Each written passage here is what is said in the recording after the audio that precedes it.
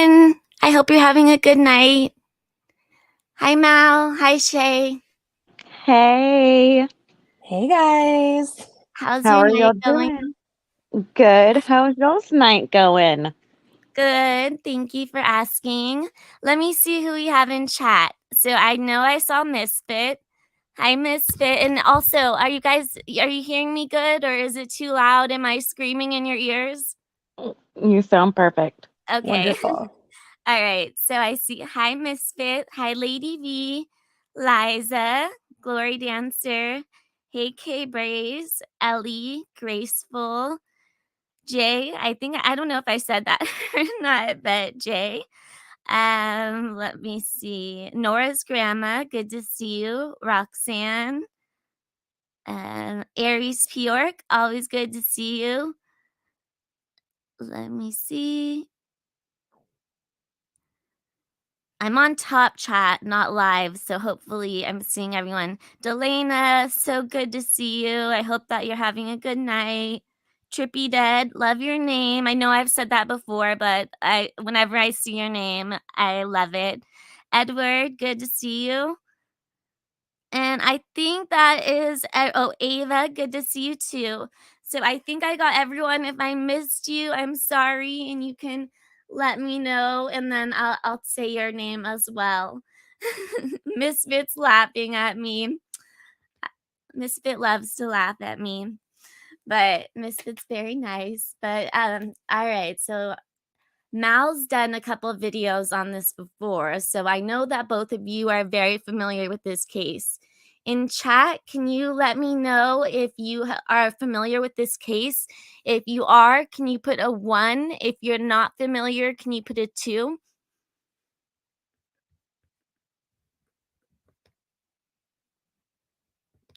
Oh my God, Misfit, thank you so much.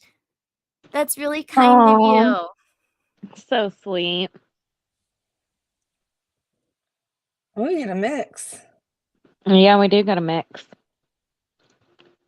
Okay. Some are kind of familiar with it, it looks like. Some are familiar. Oh yeah. Misfit 17. Is it a 1? Oh, this case breaks Aries. my What do you mean by that, Misfit 17? heart. Just curious. And thank you so much for the super sticker. So Jay says he's been on it since day 1. So you might even know more than Yes, me. Someone it's said so expert sad. level. Okay, so Grace may be knowing the facts better as well. You might be correcting us. Ooh. And Misfit just gifted memberships. Oh my God, Aww. Misfit, you are so kind. Thank you so much. Everybody hit the little present button with Misfit's name and activate your membership so you can receive gifts. Also, Thank hit that thumbs up for you. Valerie. Thank you guys so much. So I'm curious. So the thumbs up just means that it gets like pushed out more. Yes, it will get YouTube to, it shows that people are liking your video, so it pushes it out to the algorithm more. Oh, okay. Hey, El Guapo. Hi, Amanda. T-Bird. Okay, so I'll get into it.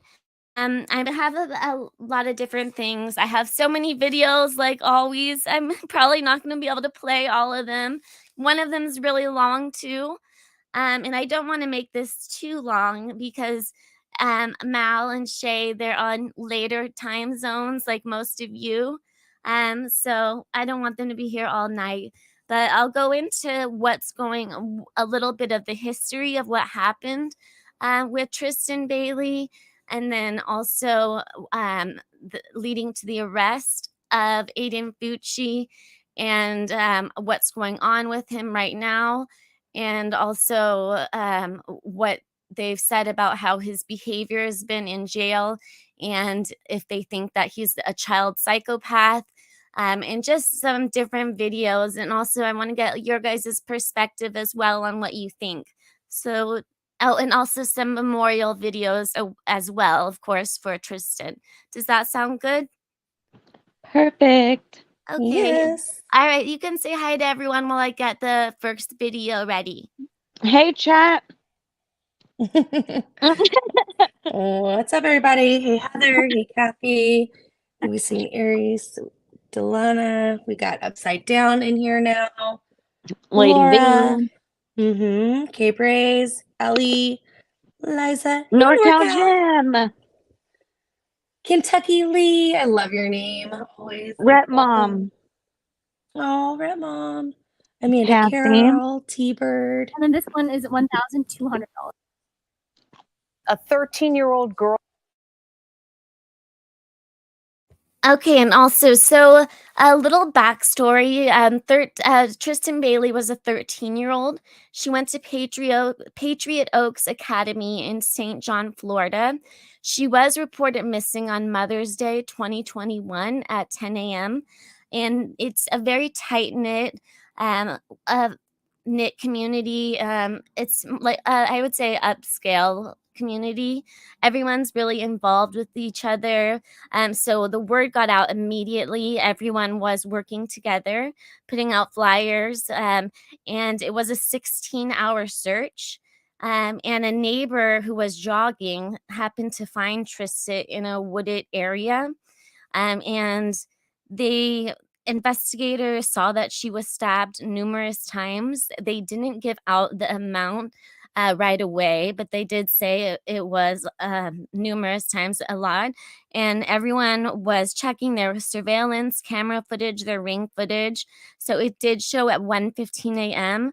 that Tristyn and believed Aiden were walking in a area to like a lake area or by the amenity center, and then it showed 3 hours later just Aiden running back from that area alone without Tristyn. So that's a little bit backstory. I just wanted to throw that in there, but let me play this video real quick.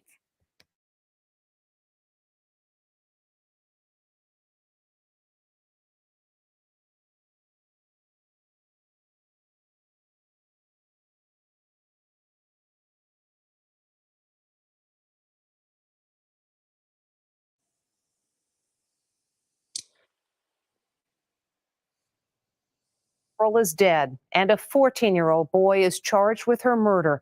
And the community where they both lived is wondering why. The girl was a cheerleader, described by everyone as the friendliest girl around.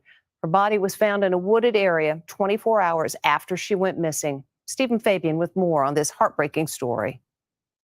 This 14-year-old is accused of a terrible crime. You're charged with second-degree murder. Prosecutors say he killed a 13-year-old cheerleader. She had a lot of friends. She had a lot of people who knew her who are just absolutely devastated. Tristyn Bailey was reported missing from her home outside Jacksonville on Mother's Day. The missing poster declared she was wearing a white cheerleading skirt and dark-colored shirt. Tristyn was last seen at a community center popular for its pool and clubhouse.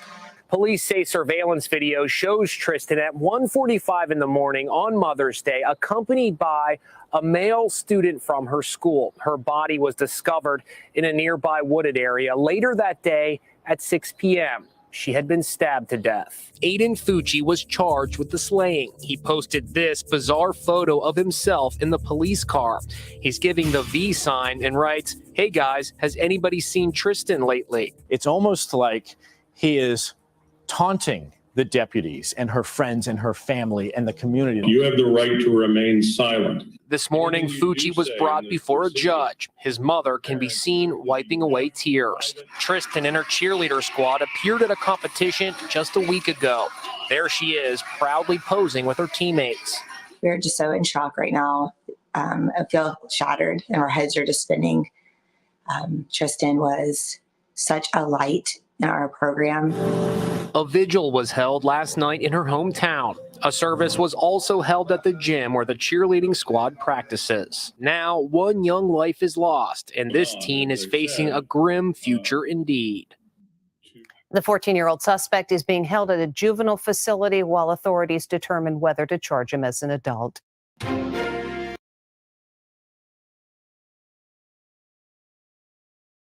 Sick. So they did decide that they are going to charge him as an adult, but that he's not eligible for the death penalty, but Correct. he could get life in prison. So Which I really do think he will. I think that he will too. Do you think he'll get life without the possibility of parole? Shay. I do. Yeah, I agree. I really do. Chat, what do y'all think? I'm not sure if he's going to get the possibility of parole. I definitely think I he don't will think he'll get get life. parole. They Yeah. said the reason that they wanted to try him as an adult because if not, he could get out at 25. Yeah, absolutely not. Yeah. And I think if he does ever get out, or if he ever did get out, he would do this again. Just because of which you'll go into later with all the threats he was making in jail and like the stuff he was saying. Oh my, he's a sick person. Yeah. So Delaney, I know that I believe it was 114 and 49 of them were defensive wounds. So Yeah, she it's fought. crazy. What was that? She fought. She fought back. She really, with everything she had, she fought for her life. So, and also I'll get to, it is in the press conference. So I don't know if I should I get into where you think about where the tip of the knife was found yet, or wait Yeah. to that? Wait to that? And Graceful said the Supreme Court limited the ability to give life without parole. What was that? Graceful Oh. said that the Supreme Court limited the ability to give life without parole. Oh, okay, that's interesting. Mm-hmm. It is. I do remember that with youth. Did you say I should wait on telling the details about the knife? No, I Oh, think, I mean, yeah, you can go into it. And then I would play, or maybe play Tristyn's memorial. For juveniles, yeah. yeah. Yeah. So I have a bunch of different things, but yeah, so the crime, it was so violent that they found the tip of the knife was found in her skull. But yeah, let me get She was 13, Liza. 13 years old. Well, Aiden was 14. Yeah, Aiden Aiden was 14 at and the she was time. 13. Yeah, at the time that it happened. And so they had gone to a friend's house that night, and she was last seen at her house around midnight. Her sister saw her, and then she snuck out of the house to go hang out with Aiden and another friend. That friend said he feels guilty and a little bit kind of responsible because he had invited her to go hang out that night. And also, Aiden had told his friends and his girlfriend that he gave himself a 30-day timeline and said he was going to kill someone within 30 days, take them into the woods, and basically do what he did. So I don't know if his friends just didn't take him seriously or what, but nobody said anything. And his girlfriend, he would often come up behind her and pretend that he was going to stab her. Like he had two knives. One was called Picker and one was called Poker. Did you guys knew about that? I did hear about that. I don't care if y'all think somebody is joking and they joke like that, especially, I don't know, a kid. I feel like that's not something to joke around when you're 14 years old. Or ever, regardless, ever. But I don't know. I've told my daughter, who's around the same age, after this happened, I told her about this case. And I was like, if you ever hear one of your classmates talking crap like this, you tell the school officer or whoever. I don't care if they say it's a joke or whatever. So the school has 116 emails from parents and from teachers, like frustrated teachers, about Aiden and his behavior. That's a video that I'm going to play. And Liza said, oh, that's bad. 14 years old. About, does he have mental issues? So there's another video I want to play, and it's goes about if Aiden is a child psychopath. And here I can go into more that it talks about. It says if he is a child psychopath, it's going into if he had childhood trauma, not excusing it at all, but if there was childhood trauma. It says about how in jail he's been threatening to kill the police officers and the inmates' families. So I don't know how he would possibly do that. But that's what he's doing. It goes into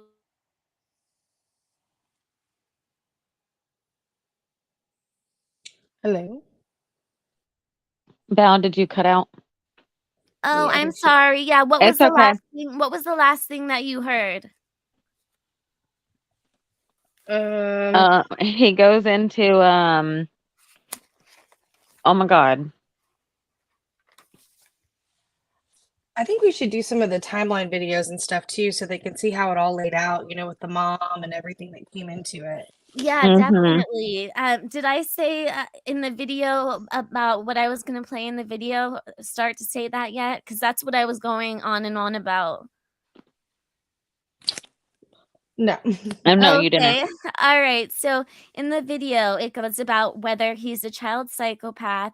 It talks about how he's been threatening to kill the inmates' families Mhm. and the police officers, that he has, if he's possibly had childhood trauma, and also the satanic drawings that they found in his bedroom.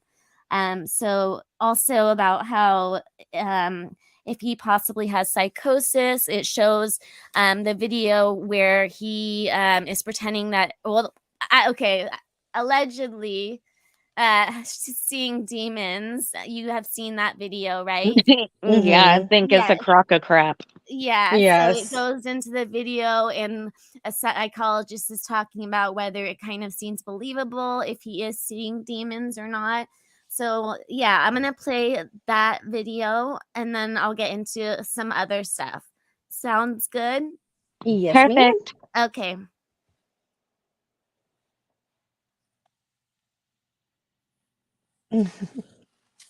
Yes, so many questions. Yeah, no excuses, Aries. I agree. Yeah. It's disturbing. It really is. Just an The innocent walk amount of home. times, yeah, and just like the severity of that, like 100 over, that is insane. Mm-hmm. And I did see what you said, Graceful, about he could not be diagnosed as a psychopath at age 18. I did see that too. Thank you for sharing. All right, let's go. So this isn't the super long one yet. I'm gonna wait to get to that. This is one of the shorter ones. I don't want to play the super long one yet, but I'm getting there. Sounds good to me.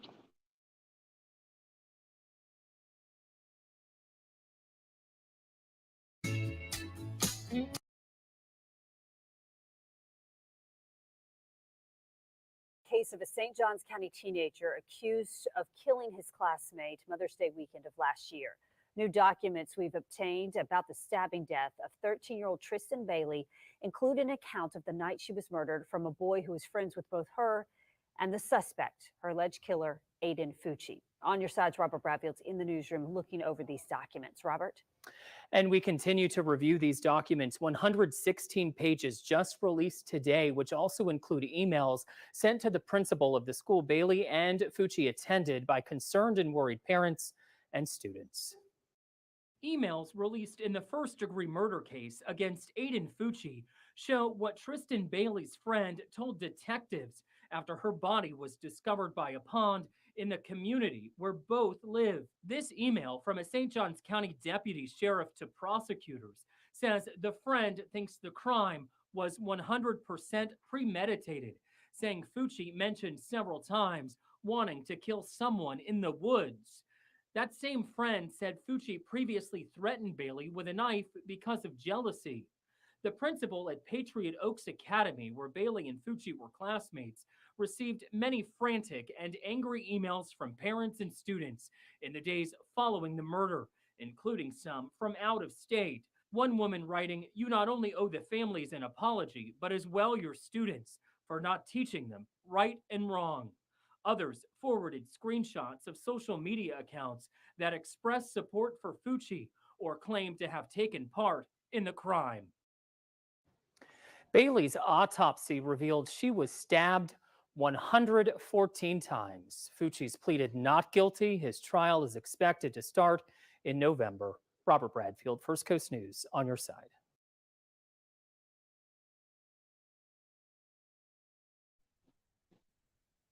And it's not November, it's February. Oh, that's so frustrating. It Yeah, is. so it's actually that's why I wanted to do this video because it's going to be starting so soon, and I was wanting to cover the trial, so that's why I kind of wanted to do this video and get everyone who hasn't seen it an idea about the case, and everyone who does know about it just kind of refreshed back onto it before the trial starts. Yeah, this one's really stuck with me because this happened right like after COVID kind of started, and it's just heartbreaking. And I used to be a cheerleader too, especially growing up through high school, and I don't know, just brings back memories. Yeah, my daughter was the same exact age when this happened. I was watching another creator, and they said out of all the cases they've done, and this is a creator who's been doing this for a long time, they said this is the most stabbings they've ever seen in a case. So I was going to look up before we started, and maybe I'll do it right now. What's the most stabbings that there've ever been in a case? Because this was 114. Mal, you might know because you've been doing this for a long time, and all the cases you've done. Do you know the most stabbings? All the cases that I have done, this is the most. What about everyone in chat? Do you know of where more than 114?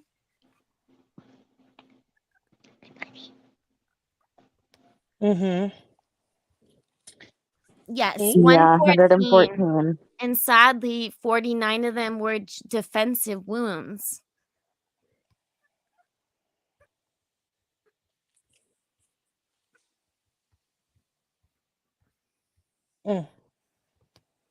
Wow. Yeah, he had everything planned out. Like he gave himself the time period, a time frame of when he was going to do it by, and everything. That's sick. What do you think his friends and like his girlfriend just thought he was joking? One of his friends said he was scared to go to the police because he was afraid he would kill his family. It would not surprise me. But the mother enabled him. I think honestly the mom has enabled him his whole life, and I think possibly she might have even thought that a screw was loose. You know what I mean? Yeah. Right. So Wheelby said, sad the parents don't face some kind of justice for raising a child who could do this and then trying to cover up. So the mother did have video of that, and it's kind of crazy the way that she got caught because it's of having like ring footage in her own house. She got caught recording herself washing his bloody jeans that he came home in, and they found that in the sink. So I have a video. And she's like walking around frantic. She is. Yeah. I Absolutely. think we should kind of show the timeline of it because it really kind of brings it all together. Yeah. Yeah, I do too. The written Y'all timeline? chat. Yeah, ask chat. Do y'all want to hear the timeline so it kind of like pulls in together everything, and then we can go over deeper into the timeline and like pull up the videos and everything? So his dad does have an extensive history on, like, if you check his like criminal history, and I have seen abuse on there. But I don't know directly who it was to. But it does seem like he has, even though he seems like they're in a nice neighborhood and everything, it does seem like he has had trauma in his upbringing. Yes. The man that lived in this neighborhood is the stepdad, basically. He owned the house. But yeah, everybody's saying that they want to hear the timeline. Okay, let me get that. It is pretty long, but let me get that for you. I think it will give everybody just like a good overall idea so that way when we dig into everything a little deeper, we kind of know a synopsis. And it's been a while, so for those that do know, it kind of refresh everybody's memory. Right. Hey, Avery, Shannon. Hey, Tyla. Hi, Avery. Hi, Tyler. Hey, Hi, Melissa Tyla. Jade. Hey, allegedly. A lot of people in chat. Hey, everybody. Hi, y'all. All right. So, hi, Kentucky. Let me see.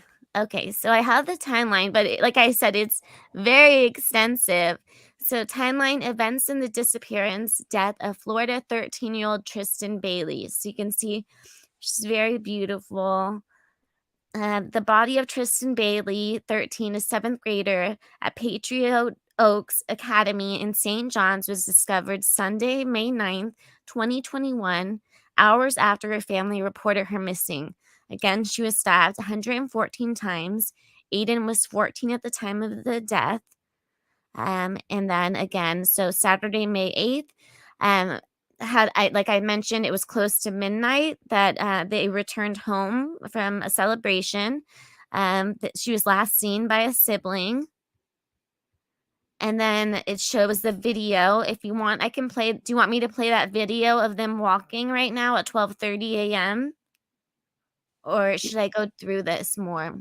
Go through it more and then we'll play it. Okay, yeah. So there's the video of Tristyn and Aiden walking through the neighborhood. At 1:14, that's who they believe it is. At 1:45, video evidence from a home shows Tristyn and Aiden walking east on Saddlestone Drive. And then it was almost 3 hours later, at 3:30 a.m., video from the same home shows a person believed to be Aiden heading in an opposite direction, carrying his white Nike shoes. Moments later, video shows Aiden entering his home carrying the white Nike shoes. And I have a video of that as well. So at 10 a.m., Tristyn's mother calls 911 to report her daughter missing, and neighbors began to search the area. The Florida Department of Law Enforcement joins the search. And that's when the neighborhood got completely infested. Like I said, they're a very, very tight-knit community. At 4:49, Florida missing child alert issued for Tristyn. At 6:06, that's the resident who had been jogging, he happened to find her in the woods east of the cul-de-sac on Saddlestone Drive. After identifying the body as Tristyn's, St. John's Sheriff Office calls off the search.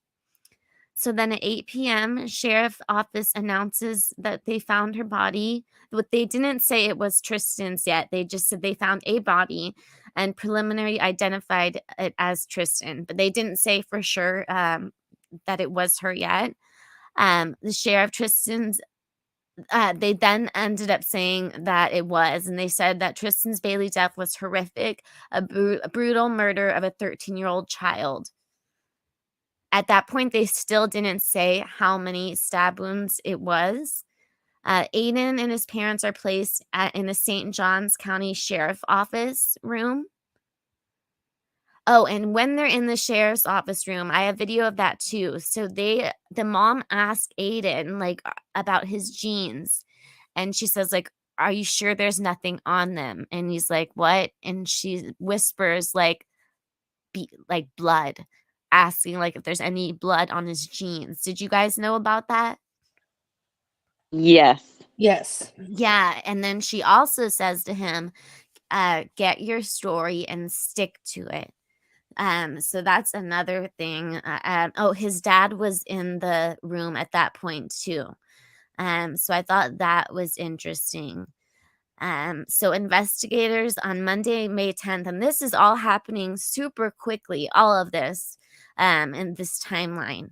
At 12:44 a.m., investigators search Fucci's home, finding a black brand knife sheath. Another sheath again. Here we are with another sheath. A pair of wet white Nike shoes with blood on them, a t-shirt with blood on it, a white piece of paper with handwriting with possible blood on it, and a pair of wet blue denim jeans in a laundry basket. They also find blood and dirt on the drain in the bathroom sink next to Aiden's bedroom. And that's where we go into later about his mother washing the jeans. So at 3:30 a.m., Aiden is arrested on charge of second-degree murder. And like I said, it does end up now going into first-degree murder. And I do have a press conference that explains why they changed it to first degree. At 11:30 a.m., sheriff office confirms identity of the body found, that of Tristyn Bailey, and announces the arrest of Aiden Fucci, a 14-year-old classmate, on charges of second-degree murder. So there's a candlelight vigil honoring Tristyn at the South Durban Crossing Amenity Center. And that is weird because that's the one that it showed her walking by, like the last few hours, the last minutes of any footage. It shows her walking by that. And then this is where her vigil is Tuesday, May 11th at 8:30 a.m. So Fucci's charged with second-degree murder in the death of Tristyn Bailey. He's remanded to detention for at least 21 days in his first court appearance. His first court appearance was on Zoom, and both of his parents were there. And it's crazy to see what he's changed so much since he's been in jail. Like, he looks like a different kid now, don't you guys? He really does. Yeah. He looks night and day. He Jail has really, not done him good. yeah, I'll have to show a before and after picture because he really looks different. So 1:30 p.m., sheriff office reports that chief medical examiner Predrag Bulik, I probably said that wrong, determined that the cause of death is sharp force trauma by stabbing, and that the video placed the pair walking near the scene in that time frame. Monday, May 17th, Annie Way Andy Snober, hired to represent the 14-year-old suspect by his family, files to withdraw from the case. The motion granted by the courts. Tuesday, May 18th, that's when they have the celebration of life for her, and I can play some of that. The 20th, I told you this was a very extensive timeline. I think it only goes up to the 5th, but I'll look. Can I say something 2 seconds? Yes. To upside down, this Aiden Fucci actually happened before Brian Koberger. Yes. So he wasn't influenced by Brian Koberger. He did this way before Brian. Yeah, I would say. Oh, go on.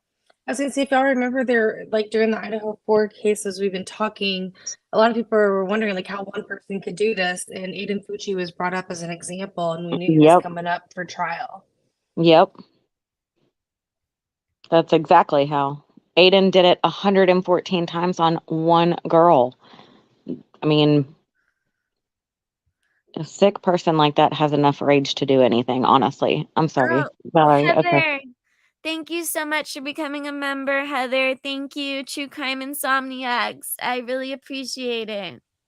El Guapo became a member too, but you were in the middle of reading and I didn't want to interrupt you. You can interrupt me for sure, just because I'm sure people are going to want to be interrupted from me, like just reading. So yeah, definitely interrupt me. El Guapo, yay. I'm so happy you're a member. And let's see. Jail will do that. That's what he said. Yeah. He's having too much not spam. What's it called? Oh my God, I just forgot the name of it. Spread. Yeah, that's what they have. Yeah. But okay, let me get back to it. I think I read most of it, but let me see. So on May 20th, the judge approves indigency motions filed on behalf of parents of the 14-year-old suspect, announces the suspect will be reprimanded by the public defender's office. The 27th of May, he will face now a first-degree murder charge as an adult. Nora Gamma. Welcome, Nora's Gamma. Oh, yay! Nora's Gamma. Yeah. Welcome. I'm so Okay, happy sorry, you Valerie. remember. No, like I said, interrupt me as many times as you want.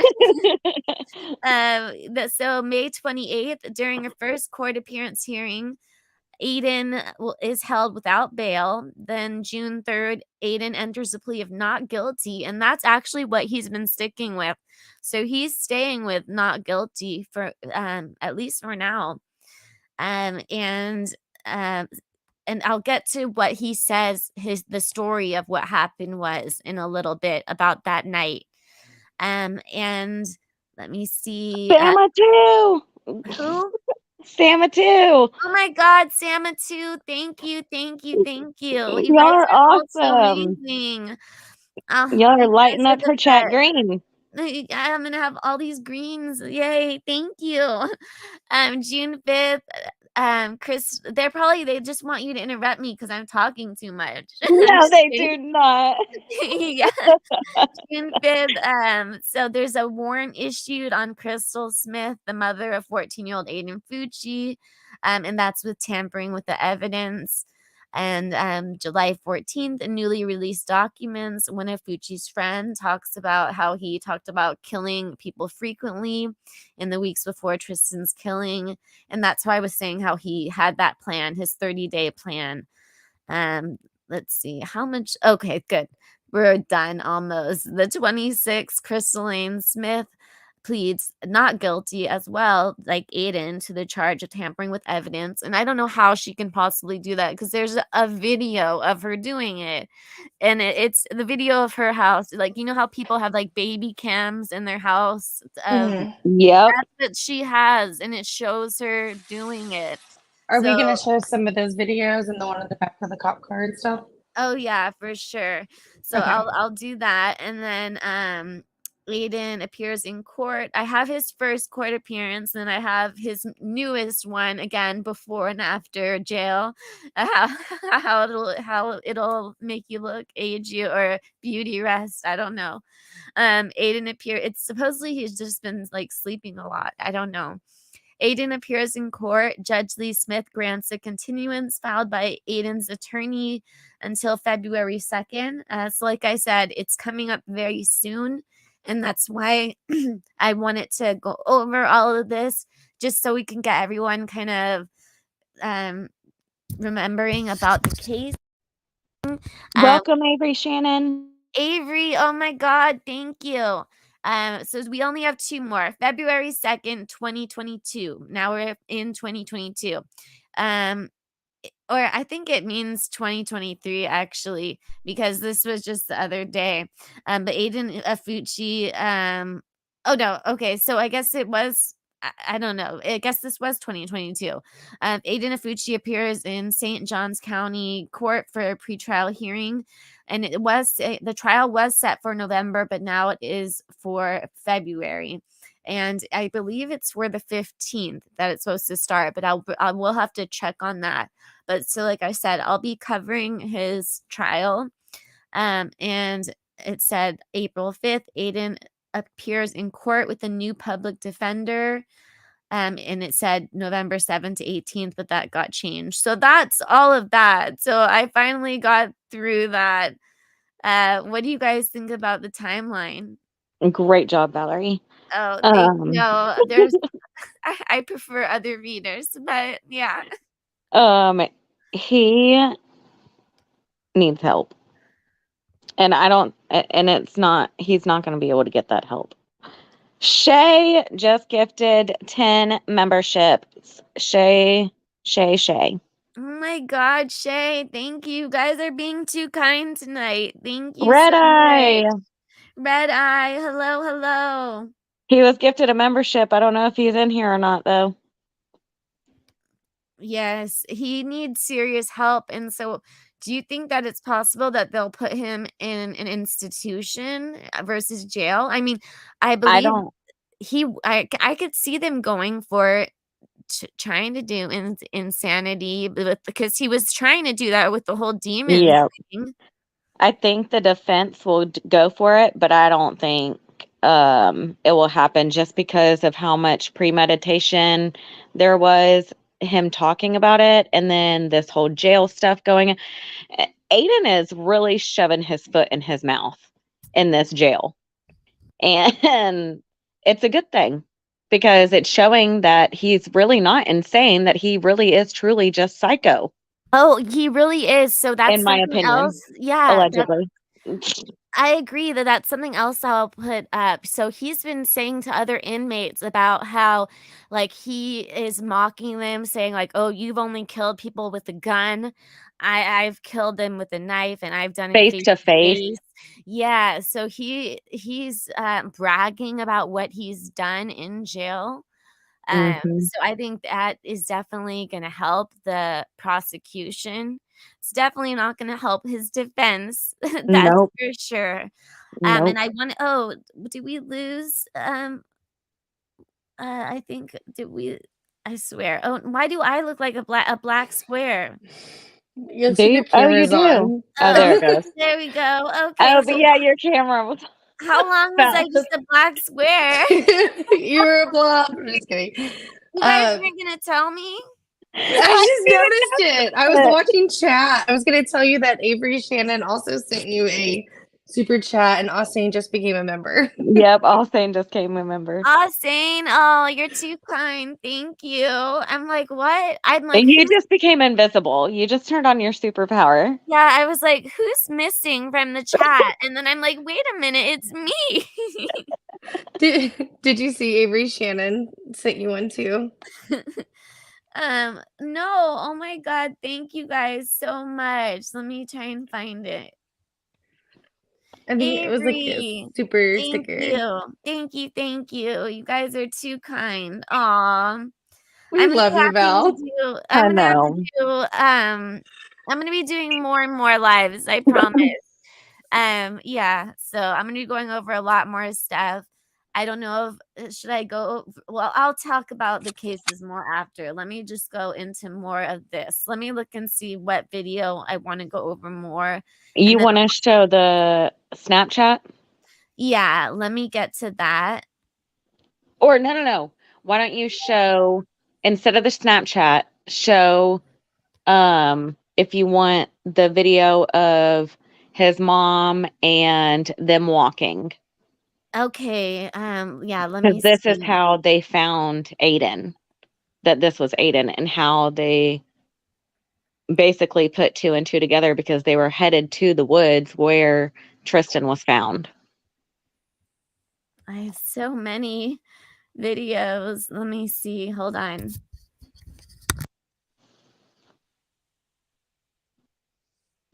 Isn't Val great? Yes. Everybody loves you. See? Deb, welcome, Deb.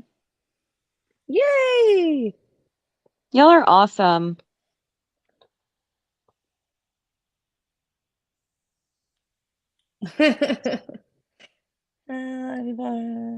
Oh, hey Claire. I'm around. I mod for a lot of different channels. I've kind of taken a step back a little bit, and I've been working more and spending time with my She's been helping family. me a lot too. Honestly. Yeah, just busy And working, family family. time. Yeah. I miss you guys though so much. Family first.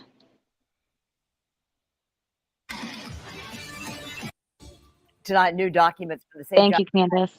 office shedding light on the search for Tristyn Bailey and what happened when deputies started asking the suspect, Aiden Fucci, and his parents some very hard questions. So pause it real quick, Val. Joining us tonight at 6 o'clock, I'm Jeannie Blaylock.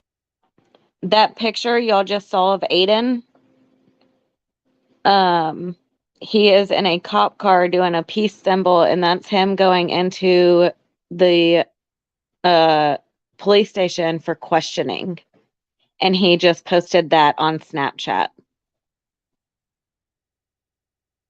Mm-hmm.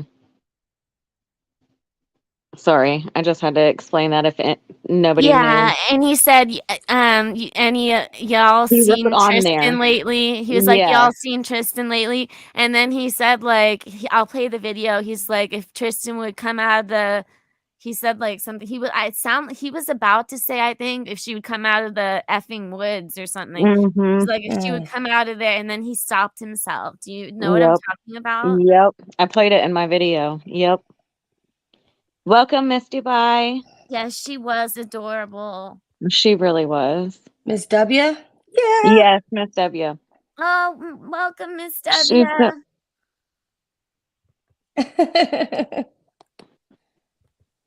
You guys are I too know. kind. He really is sick, Kathy.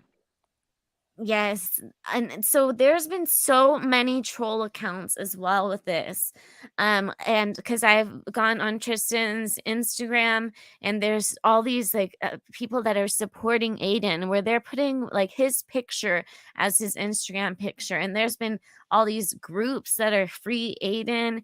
It's crazy. He has a big fan following. Have you guys seen that? No, Yep. I haven't seen Yes, that. he really does. It's absolutely sick. He's gonna get Ew. fan mail he's probably gonna have a girlfriend, like a pen Oh, pal I'm girlfriend, sure. you know? Like it's disgusting. Truly sick. Yeah, no, he does. There's all these free Aiden Fucci like hashtags. It's unbelievable. And then I've seen comments that people are saying like I love Aiden, like all these different things. Thank you for being here, Delana. They're all saying they miss you. What was that? They're all telling you they missed you. Oh, I missed all of you. I was thinking of showing like this crazy car chase that happened. I still might show it, but yeah, I told Shay about it. I really want to show it to you guys. Misfit. But okay, so I'm back. Let me play the rest of this video because I just wanted to stop it at this. But yeah, Aiden looks like he's like 10 years, like 5 years younger here than he does now. He's like looks so different. It's unbelievable.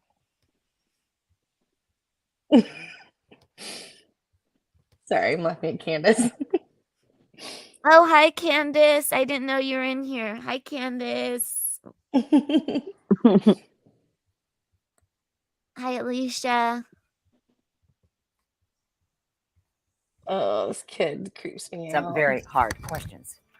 Thanks so much for joining us tonight at 6 o'clock. I'm Jeannie Blaylock alongside Anthony Austin. And we do want to warn you tonight, some of the details you're about to hear may be disturbing. Jessica Clark is on your side tonight with those details, joining us from the newsroom. And Jessica, that release also includes a report from the medical examiner's office. Yeah, it does. And, you know, these are just some of the reports made available today in the large document release from the state attorney's office in the murder case of Tristyn Bailey. And what's inside includes an image suggesting violence against women, and it paints a disturbing picture. More information revealed about 14-year-old Aiden Fucci and 13-year-old Tristyn Bailey in the early hours of May 9th. Court documents indicate Tristyn's family realized she was not at home the morning of Mother's Day during breakfast. They searched the entire house for her, and then her mother frantically called 911 to report her missing. While she was still missing, according to investigators' reports, Fucci changed his story with detectives at least once, ultimately saying he left a friend's house with Bailey the night before, that the two walked to her street in their Durbin Crossing neighborhood in St. Johns County, and that she tried to grab him, and he says he pushed her to the ground and she hit her head. Fucci also suggested to investigators while Bailey was still missing that she may have gone to meet a drug dealer. Investigators later found that drug dealer and determined he had nothing to do with the murder case. Later that day, a jogger in the neighborhood found a young girl's body bloody in the neighborhood's woods. The medical examiner's report released Wednesday indicates Bailey had been stabbed 114 times and had defensive wounds. That report also revealed the suspected weapon, a knife, was found in a pond only 140 feet from the body. The knife missing its tip. The tip found in Tristyn's scalp. Keep going. According to investigators' reports, during a search warrant in Fucci's home, investigators found bloody clothes in his closet, as well as what is described as satanic images and violent drawings of women in his bedroom. Now, many people are named in these documents, and we understand from previous news gathering that there are more than 250 potential witnesses in this case. Live in the newsroom, Jessica Clark, First Coast News on your side. Jess, thank you. So let's talk more about these new documents. They are also shedding light on the night Aiden Fucci and his parents were inside of an interrogation room after Tristyn Bailey's body was discovered. Aiden's parents questioned him with no detectives in the room, but the audio and video devices, they were rolling. According to the report, his mother told him that Bailey was found in their neighborhood. The report says Aiden then asked, "Is she good?" The mother's response, "No, she's dead. It's all on you right now." The report says Aiden asked, "How is it my problem?" They reportedly said because he was the last one seen with her. The report also says the mother asked where Bailey went after they parted, and Fucci stated that she probably kept walking. His father asked, according to the report, he didn't turn around to see where she went, and he replied, no. Now, according to the report, Aiden's parents told him to find his story and stick to it. He was arrested at 3:30 the next morning. His mother, Crystal Smith, would later be arrested, accused of tampering with evidence in this case.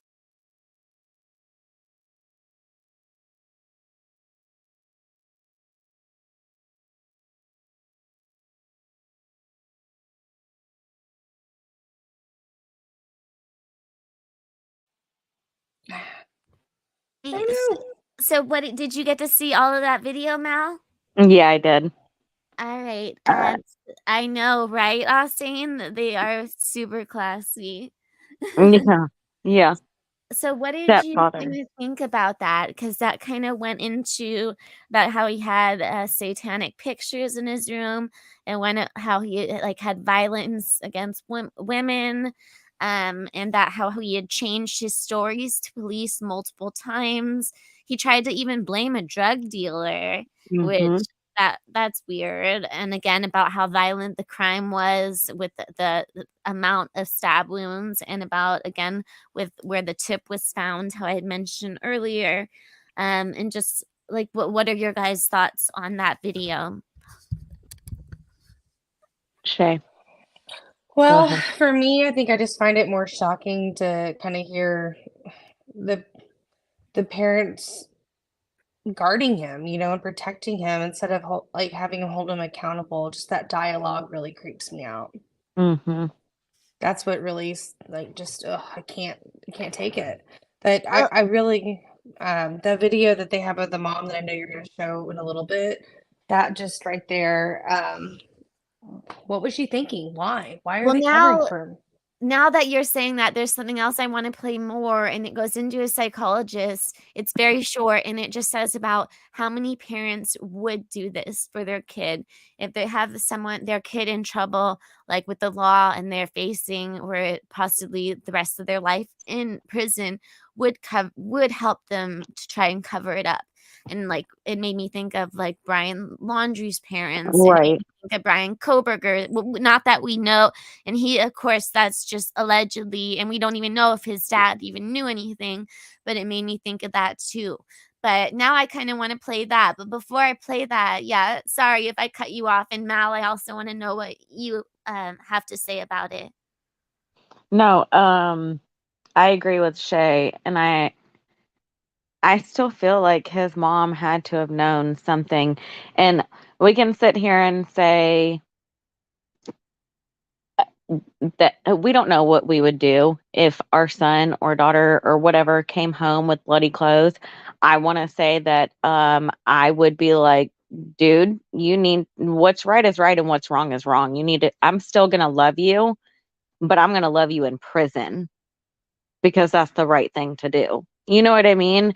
So Yeah. to think about just covering his tracks, I don't know about that.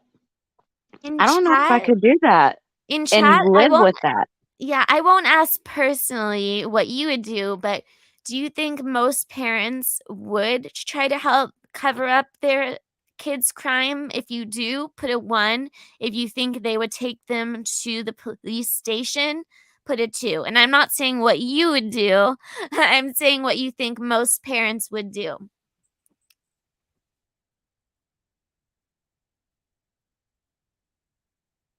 What would I do? I actually don't have kids. I only have I have a dog and a cat.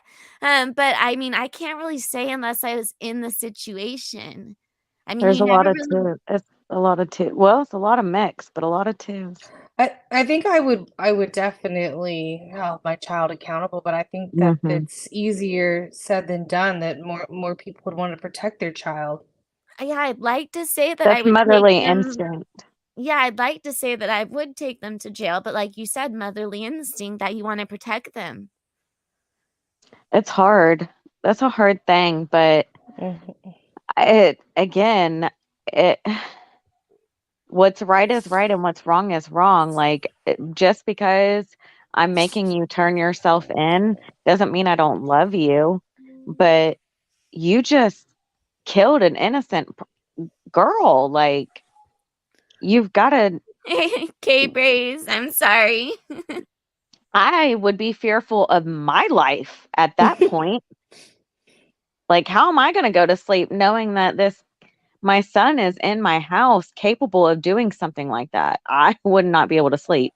And I know you really want to show the psych video, but I think just showing the mom what she does after is like really telling. Yeah, I do too. That's what, yeah. Because that was a really big release of the video. Liza, I think that's probably the best thing to do would be to get a great attorney. Mm-hmm.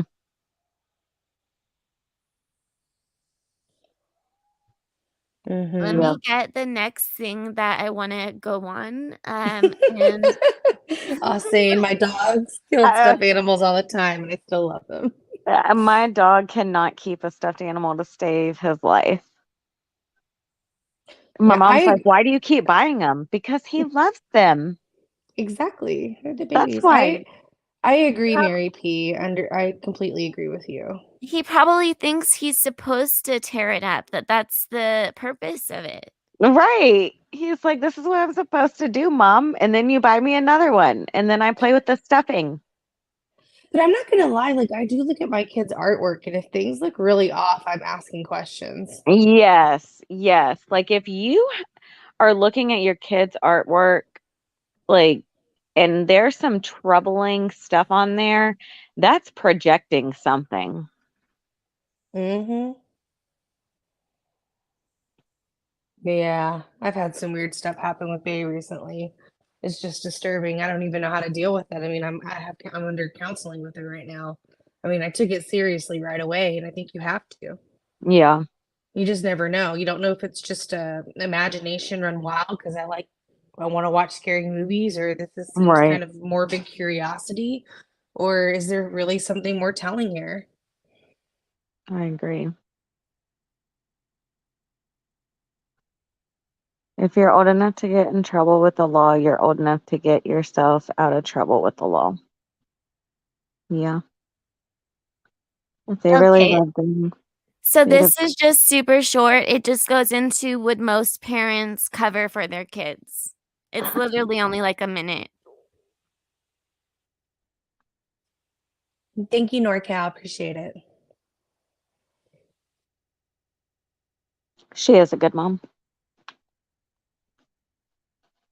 What do you think? Should I just play the Yeah, full play it. video the full video is 3 minutes, or just the part about would most Well, parents you can cover? speed it.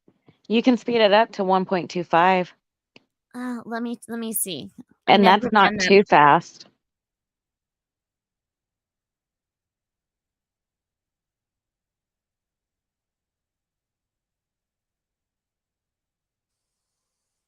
Just do it.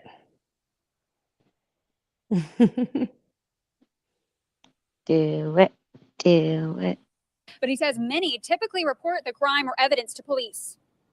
Live from the local station, News 4 Jack starts now.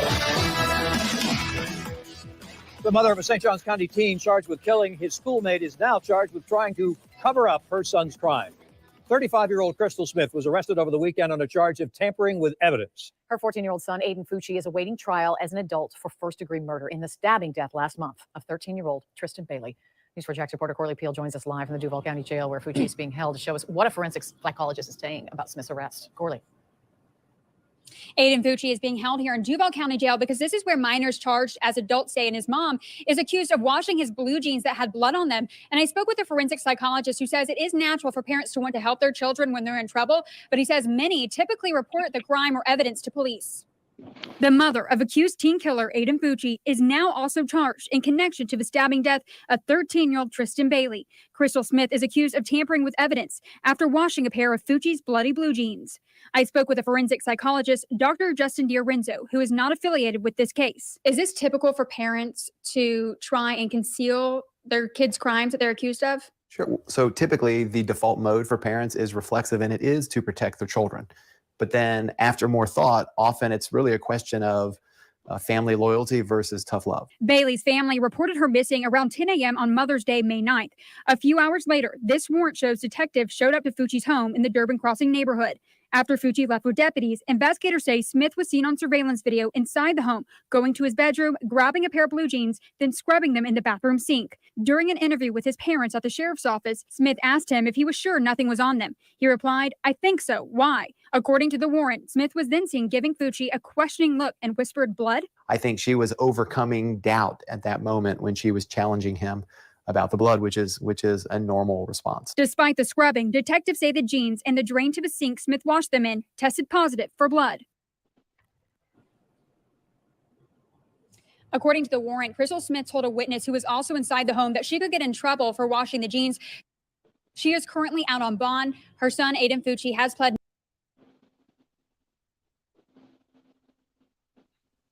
Sorry, I didn't see Avery's comment about pausing it until later, but No, I'll you're pause good. it more. Yeah. But yeah, so what did you guys think about that whole video? Thank you, Avery, for the warning. I didn't know if that was more just if you play like other people's videos or if it's news clips as well. It's a lot. News clips will strike you. Okay. I don't know. I want to say that more people Yeah. would tell because it's the right thing to do. I don't know. That haircut, Unless I I'm think just was naive. that what, Mal? Unless I'm just naive. I mean, I don't know. So it seemed like, I don't know. I'm trying to think because again, maybe I'm not the right one to ask since I don't personally have kids, but as you're saying that you don't think that you would. You think you would take your kid to the police station. Yeah. Shay, you think that you would? Yeah, I would. I would have a talk with my kid, sit down and talk with them. God forbid this ever happened to any one of us. And tell Delana. them, what'd she say? She said, "I'm old now, so she doesn't have to entertain bad behavior." Yeah. Can I drop a clip in back chat that I think you probably could show after this one? This is the one Oh with their yeah. with I the have. Yeah, send it, please. And what is it you're saying? it's the one that we were talking about, the evidence where it shows her like walking around in the house and the cleaning and Yes. stuff like that. I Oh, think that is might it help people understand. is it the one where I had said about where I was going back and forth saying if last night and saying I didn't know the right clip and then Yes, that one. Yes. should I okay, I'll do that one. Hold on, let me Yes, just that was make the sure. one. And y'all Okay. both have the same clip picked out. Yeah. Okay. That's great. Sorry, Yes. everyone in Val chat. and Mel are Okay. on the same page. Let me just make sure that I have the right one. Okay. Thank you all for being here. 111. Y'all hit that thumbs up for Thank Val. you. Oh, that's a lucky number, like 1111. I know It it's not is. 1011, but it's still like 11. Just the Yes. number is 11's lucky. Okay, wait. So the newly released evidence in Aiden Fucci. Let me look. Hold on. Spelling checks.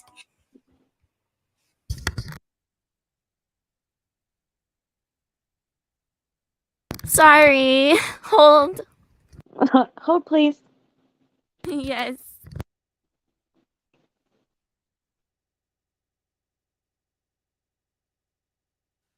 Oh, sorry. I thought my mic was unmuted. Oh, thank you for being here, Austin. Yee. Y'all hit the thumbs up real quick while we get the video going. But it's interesting because there's a lot of surveillance in this neighborhood. It's a new neighborhood. So there's surveillance outside of them walking, there's surveillance inside the homes. So I mean, everything's kind of on camera. It's very disturbing. Very. I think this is the same one, but we'll see. If not, it's a good video too. Press a 1 if you can hear it. Shay, you're probably like, this is not the right video, but hopefully it is. I think it is, yeah. Okay, put a 1 if you can hear it, please. Tristyn Bailey in the hours before her death. This is the newly released evidence in the case against the teen charged with killing the St. Johns County teenager. The sheriff's office released those surveillance videos today as part of the investigation into Bailey's murder. And they also shared footage from 14-year-old Aiden Fucci's home. Investigators say it's evidence in the case against him. News4Jax reporter Bree Isom talked with a local lawyer about this newly released evidence. Bree? I did, and he says that this will be a long investigation, but he did say that this home surveillance video probably really helped in this investigation. This video at 12:15 a.m. on May 9th shows two people believed to be teens walking east on Saddlestone Drive. As to whether or not that is Aiden Fucci and Tristyn Bailey in this video, that is not confirmed. This was on Mother's Day, the same day investigators say Tristyn Bailey was found dead. The St. Johns County Sheriff's Office investigators say this video shows Fucci running at 1:52 in the morning, so over an hour after two teens were spotted walking in the neighborhood. John Holzbauer, a law partner at the offices of Randy Reep, is not affiliated with this case, but looked over the surveillance video with me. It's going to continue to take time. They're going to have to build this literally minute by minute. Another video at 3:31 a.m. shows a boy walking to a door barefoot with a pair of shoes. Another shows what appears to be the same person walking up to the house. Just about 12 hours after Fucci was spotted running in the street, we see his mother, Crystal Smith, wash what investigators say are blue jeans. The arrest report states the jeans tested positive for blood. It also states the sink in the bathroom where we see Smith washing the jeans also tested positive for blood. Smith has been charged with evidence tampering in connection with this case. Does that mean someone's trying to conceal evidence? That's a mother doing her son's laundry. At least that's what we see right now, just from the video without the added audio. Holzbauer says all of the individuals in the house, which we have blurred, will be interviewed for detectives to discover what was actually said and done in the household that day. How long do these cases usually take to work on it? I wouldn't be surprised if this case is well over a year. Now, coming up at 11, what this lawyer thinks will happen next in this investigation. And I'll also show you this Snapchat video from Aiden Fucci that was also released today by the sheriff's office. Live in Jacksonville, Bree Isom, Channel 4, the local station. So what'd you guys think about that? About how it showed his mom in there? I know we've already talked about whether people think that they would do that, but like, I just can't believe her own cameras caught her. That just shows like, that's just so crazy that it was her own cameras that did that. Imagine if in like in Maddie, Kaylee, and Xana's house if they had Oh ring my cameras gosh. in there. Oh my gosh. That's crazy. But yeah, those cameras say a lot. And I guess that's just what makes you so like more infuriated seeing like she sees that. Like you gotta know something's wrong here. Yeah, El Mhm. Guapo. So she had, and I think the cameras, you know how you can have like baby cams or some people have them to watch their dogs? I really think the reason she had cameras in the house To was to watch watch him. Aiden. Yep, Yeah, I do too. I I said that think, in one of my videos. I just Well, and that Snapchat that he does too, it infuriates me. what was that in the Snapchat infuriates you? Yes, like Mhm. all of it together. It just like Yeah, keeps so building on it. I'll play that real quick. I have so many things, but yeah, let me play the Snapchat.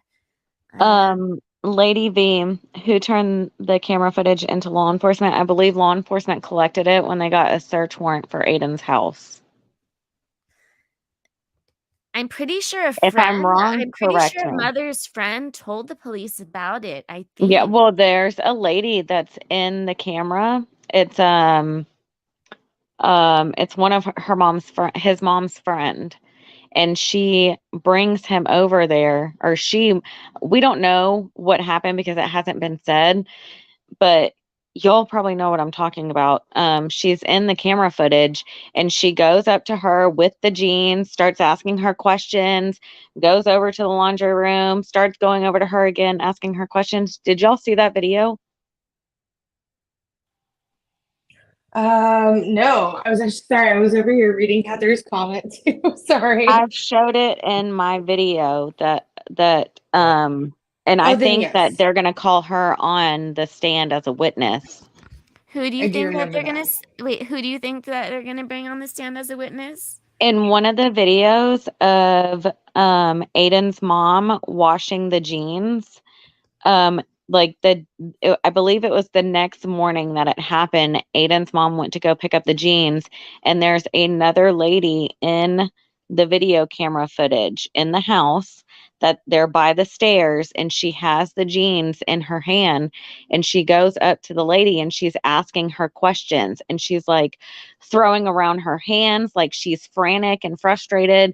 She's like walking to the sink, walking back to the lady, talking to her. The lady's cleaning up the stairs in front of the floor, like on the floor. Let me see if I can find it. No, you're right. Even in the video that I showed a minute ago, it had somebody blurred out as well. So Yes, I think it that's is a that lady. lady. It's Yeah. in one of my videos. Let me I know if have you that guys video. can hear this. It's real short. It just shows Aiden in the back of the cop car. Live from the local station, News 4 Jax starts now. New surveillance video released in the Tristyn Bailey murder investigation. It shows what investigators say is her accused killer, Aiden Fucci, running in the middle of the night. The surveillance video was recorded the night sheriff's deputies say Fucci stabbed Bailey to death. It was Mother's Day when the 13-year-old's body was found in a wooded area of the Durbin Crossing neighborhood in St. Johns County. News 4 Jax reporter Janice Harris is going through the 4 videos just released by the sheriff's office. Janice. And I've had a chance to look at all of them. One video shows 14-year-old Aiden Fucci running from out of the woods where deputies say Bailey was found dead. And another video shows Fucci's mom washing a pair of jeans. It appears to be the same jeans that got her arrested for tampering with evidence in the investigation. Tripping, dude. According to investigators, this is video of Aiden Fucci after his schoolmate Tristyn Bailey had been murdered on Mother's Day. Having fun in a cop car. Fucci on the ride can be heard saying, having fun in a cop car. Bailey's body would be found on Mother's Day. Just hours before Fucci was in the back of this deputy car, Fucci is seen running. This video is at 1:52 in the morning of Mother's Day. St. Johns County Sheriff's investigators say the person that was running is Aiden Fucci. Another video at 3:31 in the morning shows what appears to be a boy walking to a door barefoot holding a pair of shoes. A second image shows what appears to be the same person walking up to the house. This final video takes us inside Aiden Fucci's home. His mother is seen inside of a bathroom washing a pair of pants. Fucci's mother, Crystal Smith, would be arrested for tampering with evidence in Tristyn Bailey's murder investigation.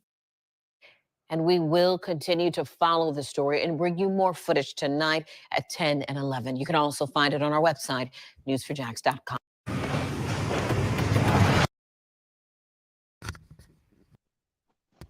Okay, I saw that you had sent me something, Mal. What was that Yes. exactly? So if you, I think it's, I can't see because what timestamp it's at. It's at the 6:20. Nope, hold on. You said play at 5:50 mark. 5:50. Yeah, No, I just want to well, know, I like, think it's after 5:50 because I can't tell because the teen accused of killing cheerleader part is over the timestamp. So I think it's at like the 6 something mark, but that's another video surveillance footage in the house of her walking around frantic with the jeans with the other person in there. They're cleaning up the floor. do you guys want to see that? I mean, I have so many different things to show you, so it's up to you if you want to see more of her inside the house. And that I really think that this girl in here is going to be a witness on stand. So they have over 200. At first it said 200, but then another thing said over 250 witnesses. So I want to go over that as well. So that's why I just want to make sure that I'm playing the right videos for you guys. I don't want it to get too repetitive. And this is a completely different video. It hasn't been shown on Missed here at it, least. play it all night, late night. Okay, let me It's a see. really interesting video. And the reason why I think it's interesting to play is because I think this person will be on the stand. And even though there's no sound, we'll be able to know when it comes to trial. And I think it'll be interesting to put the pieces together. I don't know. That's how my brain works. You know what I mean? Have you Yes, seen this totally. show? No, I Okay, haven't. I want to see it, but I'm like one of so those that I like to see things in different angles because I feel like it's Yeah, this just is a different telling. angle. Yep. so if you guys don't like this video, blame Mal. I'm just Yeah, blame kidding. me. You can blame Yeah, me. I'll take the Brett. But watch, y'all are gonna be like, "Oh, good video, Mal." Uh-huh. thanks, There's El it. Guapo. Yeah, they like it. And I mean, this is very relevant. It's going to trial soon, and her life needs justice. This is just Yes, unfathomable. it is. Yes, and her favorite color was aqua. I don't know if there's Mm-hmm. really any aqua hearts, but if you guys want to put up some kind of blue hearts or something for her. But here, let me see. I think it was this. Let me see.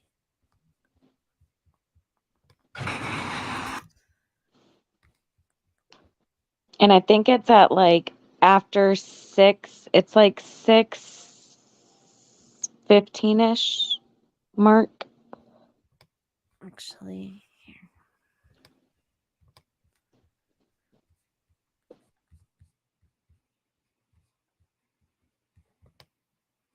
Oh, I thought it was 5:50 or 6 mark. No, I couldn't see the timestamp. But I think it's at because you'll see what I'm Wait, you talking think about. it's at what? It only goes up to 13 minutes. Yeah, it's after the 6:15. It's like go on the video and click to like 6-minute mark Okay, and I just thought keep you just doing. said okay, I thought you said 16-minute. That's why I was No, just 6. confused. I'm like 16-minute, 6. it only goes up to 13. I was How's like, that yes, possible? yes, Val, it's in the 6 minute. That's in the 13 minutes. Oh my gosh. Y'all are a mess. Oh my god, snorting. I love you, Shay, so much. I love you too.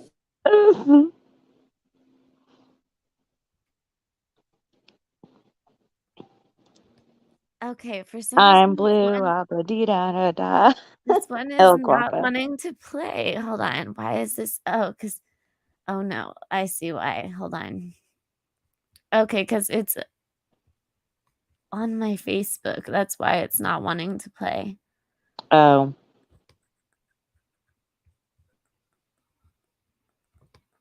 All right, I guess I just have to share my Facebook. Let me see.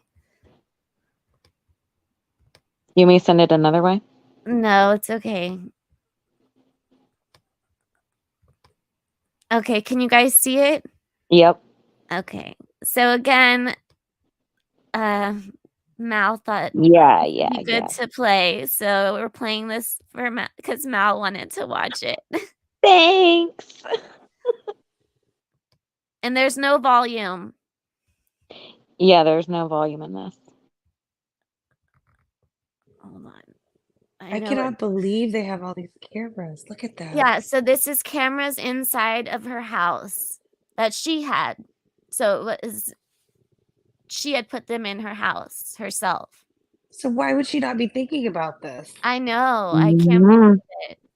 And you see this girl right here at the bottom of the stairs? She's cleaning the bottom of the stairs just randomly. And Right she's in the front. one that I believe that went to police. Yes.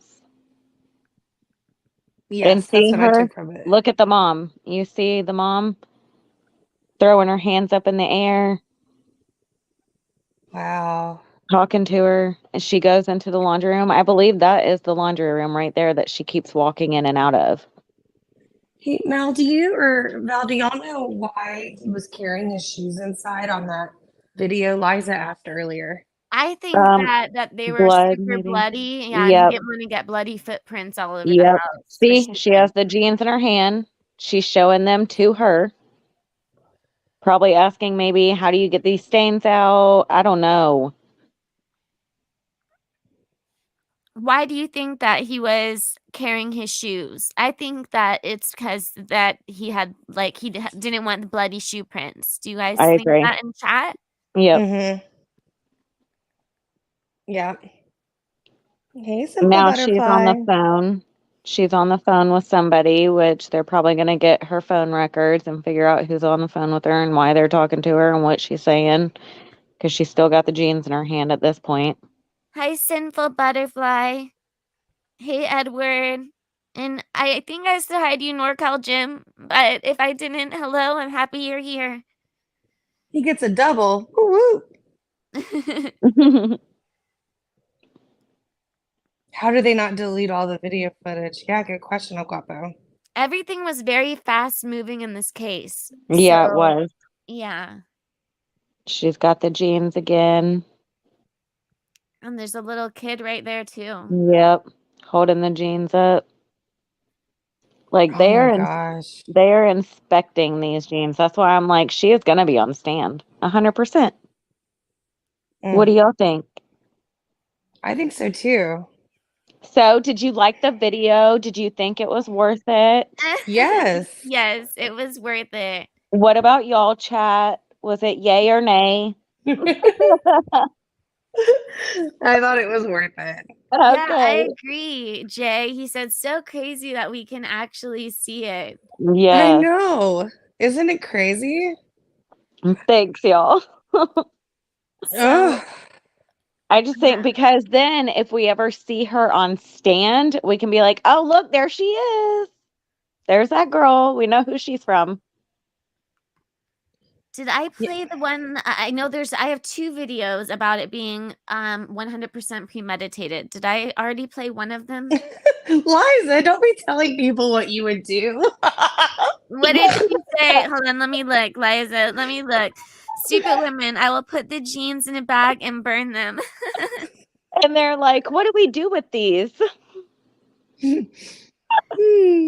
Okay, so there's two that go into about it being 100% premeditated. Did I already play one of them? I'm sorry. I'm You all played one of them, I think, right? No. Yes, No. but Delana says, Valerie, I think he went in the water to clean off, so he took his shoes off. Oh, yeah, I Oh, have yeah, read that yeah. before, actually. I Yeah. think that is a really good point that he might have done that. Do you think in chat, do you think that's why he took his shoes off? Because so there was a lake.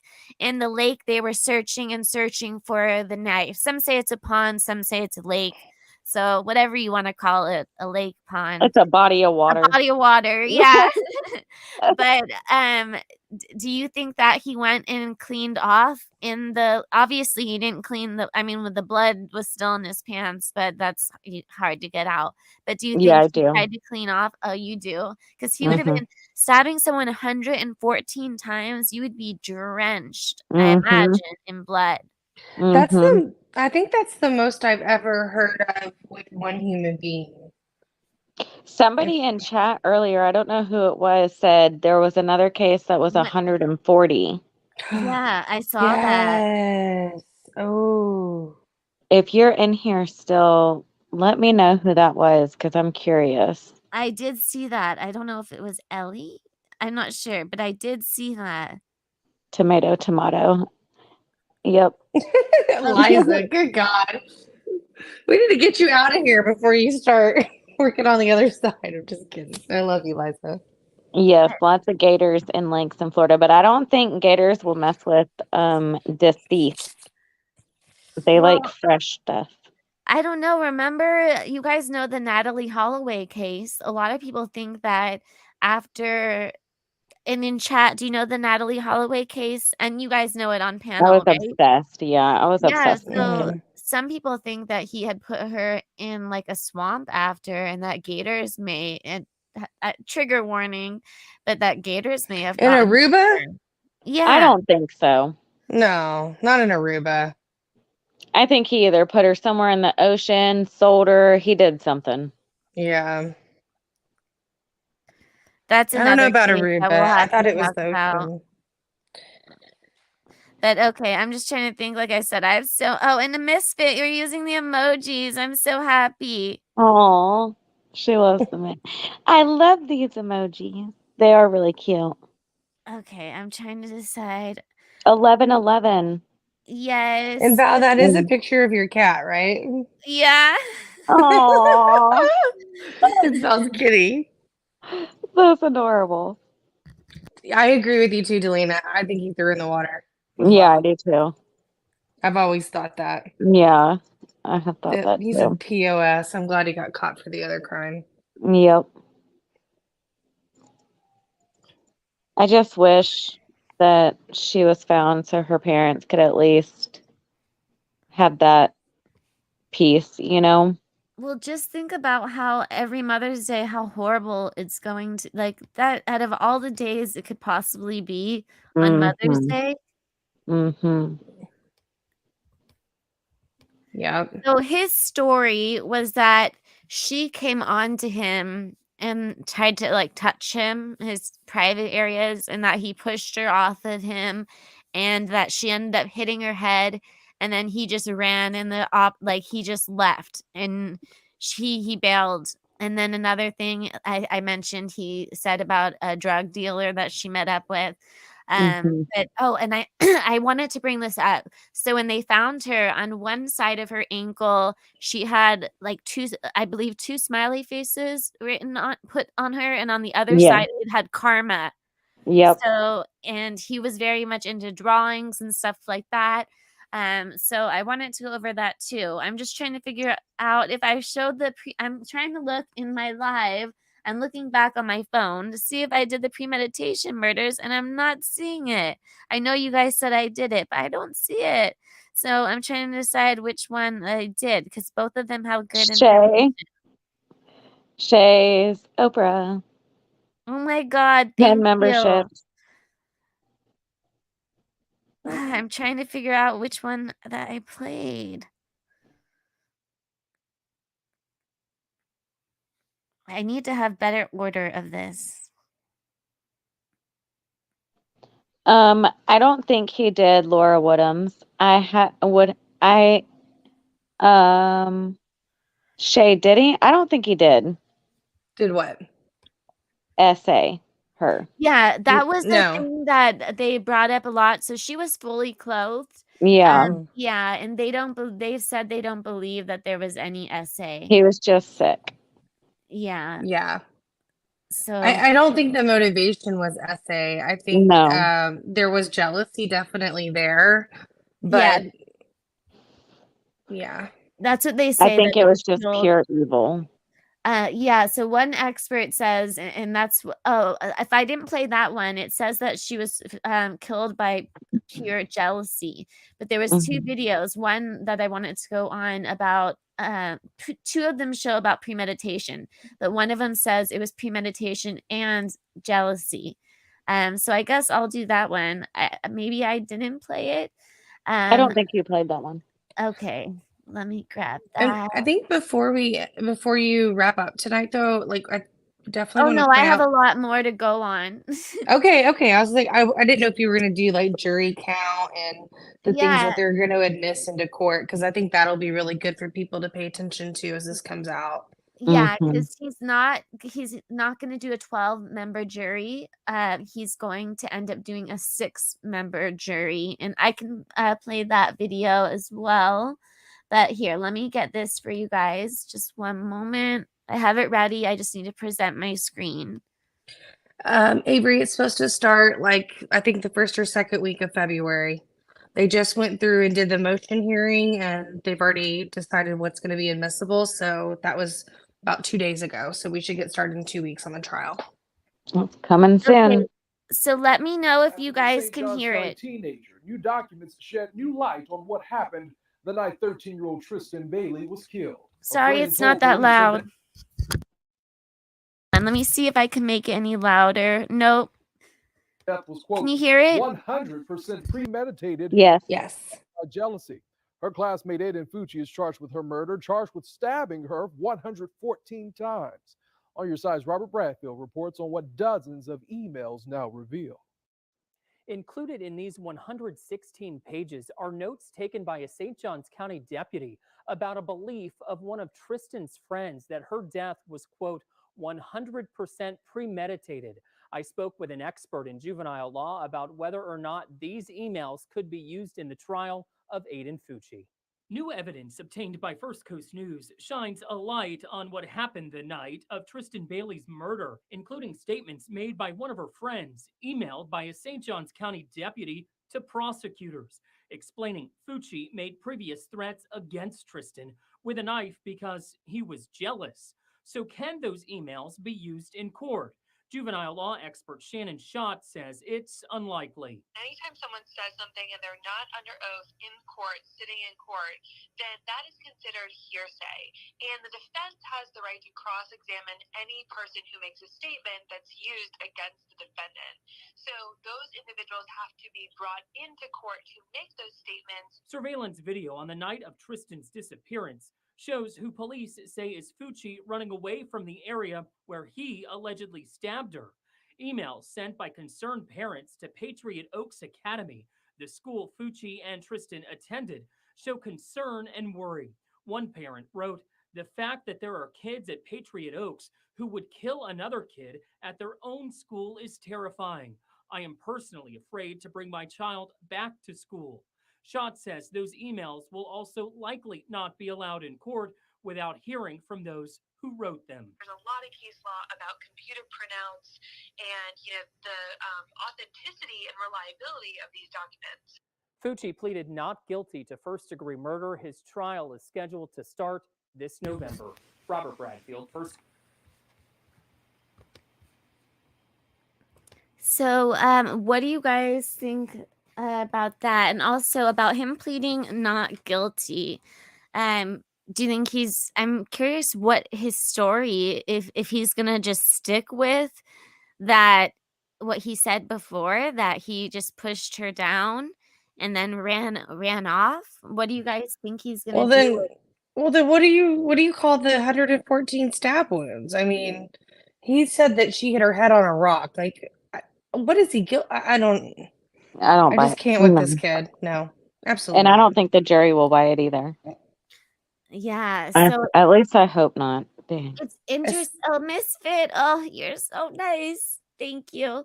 And what do you think about how they're not allowing it to be a 12-person jury, but a 6-person jury? I'm wondering why that is. Yes, Avery, they did find the knife. It was in that pond. Yeah. So the tip again was in her skull, but the other part was found in the pond, and it was literally, I think it was like 140 feet away from her body. It was something very small. Pond, lake, ocean, puddle. Yes. That's what Dusty Austin said. Dusty said it might have something to do with his age. I don't know. It's weird that he would get 6. And Oh, Grace, It used to be. Graceful might know because Graceful. Oh, I could play that video then. It that explains about Yeah. about the 6-person jury. There's just Yeah. so many that I want to play that it's hard to pick about what to play. We could also do a part 2. Yeah, we could do that. I'm sorry if Would it y'all? feels all scattered, but No. okay. Would chat be down for a part 2 also? Well, We'll there's going to finish be a what. lot more parts. Yeah, because, we're gonna finish more, but just to like before the trial. Hey, this is pretty crazy. You gotta check it out. Okay, so here I have about Yes, Edward. oh, please. Okay. All right. So here we have about 6-person jury. Hold on. So I Stupid ad. Okay. Member jury Can you hear instead of the it? standard 12 members Yeah. decide the case of accused killer Aiden Fucci. That was one of several rulings that a St. Johns County judge handed down today. Fucci is accused of killing his schoolmate Tristyn Bailey in May of 2021. News for Jax reporter Joe McLean was in today's pretrial hearing and joins us live tonight from the Duval County Jail, where Fucci has been held for the last year and a half. So, Joe, the decision on the size of the jury has to do everything with Fucci's age. Is that right? Right, because state law says that anybody who's up for a possible death penalty in what's called a capital case, that state law says that has to have a 12-member jury. But Aiden Fucci was 14 when the crime was committed, so because that takes the death penalty off the table. Juveniles can't be considered for the death penalty. So because that's off the table, the judge said a 6-member jury is acceptable. And that was just one of several motions that were decided today. Most of them focused on what should and should not be shown to the jury during trial.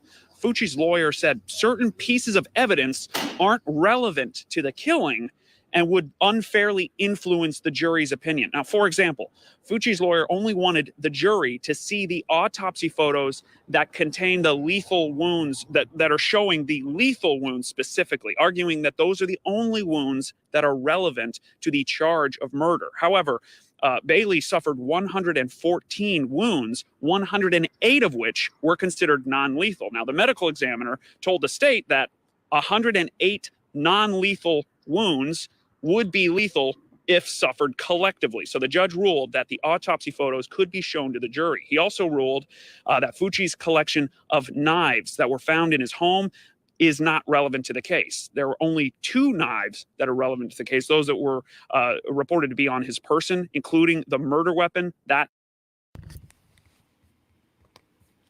I just wanted to pause it for a moment, and those 2 knives are the ones that he named Picker and Poker. But yeah, so let me finish playing it.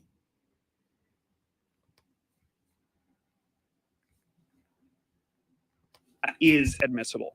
Now, a collection of disturbing drawings that were found in Fucci's room will also not be introduced into evidence. And the contents of 6 different cell phones will also be, basically the judge tabled that decision saying the relevance of those contents of those phones will be decided at trial. Finally, Fucci's lawyers has been trying to interview 3 different people, including 2 teens. Now, the 3 people were not willing to provide information to the state. Now, the state asked the judge, can we depose these 3 people? The judge allowed the deposition of the adult, but said, I'm going to hold off on compelling the testimony of these teens until absolutely necessary. So what comes next here? Well, the jury selection begins on February 6th. And obviously with a 6-member jury instead of a 12-member, that part of the process is expected to obviously go a little bit faster. Reporting live, I'm Joe So what do you think about that? So he would be getting, since he's not eligible for the death penalty because he's a juvenile, he could have a 6-member jury. Yes, that makes sense. Yeah. And I'm good with that. I think honestly, I don't think they're gonna let him see the outside again. And if they do, oh my gosh, I am scared. Hi, Upside Down. That is scary. Yeah, I know. I'm curious what the people are gonna be, who they're gonna choose for well, I imagine now it's set in February. I don't know. Yeah, I wonder how they're gonna go. Robert. He'll be someone's little girl in prison. But He I thought will. he can't get life without parole, right? He'll still be eligible. No, he'll be eligible for parole. He just can't get the death penalty. Death. Yeah. Because you know what? That was when that started the whole. Oh, the case is it Maddie Clifton? Yeah. Remember that case where the neighbor killed the little girl and then put her underneath his mattress? Oh yeah. Yep. That's what spurred this law about this whole on death row. Sorry. Mm-hmm. It started it. I remember this well. Yep. I remember that. So let me see. Like I said, I have so many different things. It's crazy. I can go into They're about trying how him as an adult. Yeah. What? They're trying him Psycho. as an adult, not a juvenile. Yeah. Psycho said that. They said that it originally started as a second-degree manslaughter, but then once it hit national news, that was upgraded premeditated first-degree murder as an adult. And I think also realizing the severity and all the information they were getting, they might have upped the charge because of that also. Oh, so here, can you guys hear me? Mm-hmm. So they talk about in this about kind of why they upped the charge. And it goes about the brutality of the crime. And so there was a 25-minute clip. This one is 7 minutes. So I'll play this one. It's the press conference, but it just goes into like kind of why he was charged as an adult. So, but I'll pause it in between parts. I agree, Avery Shannon.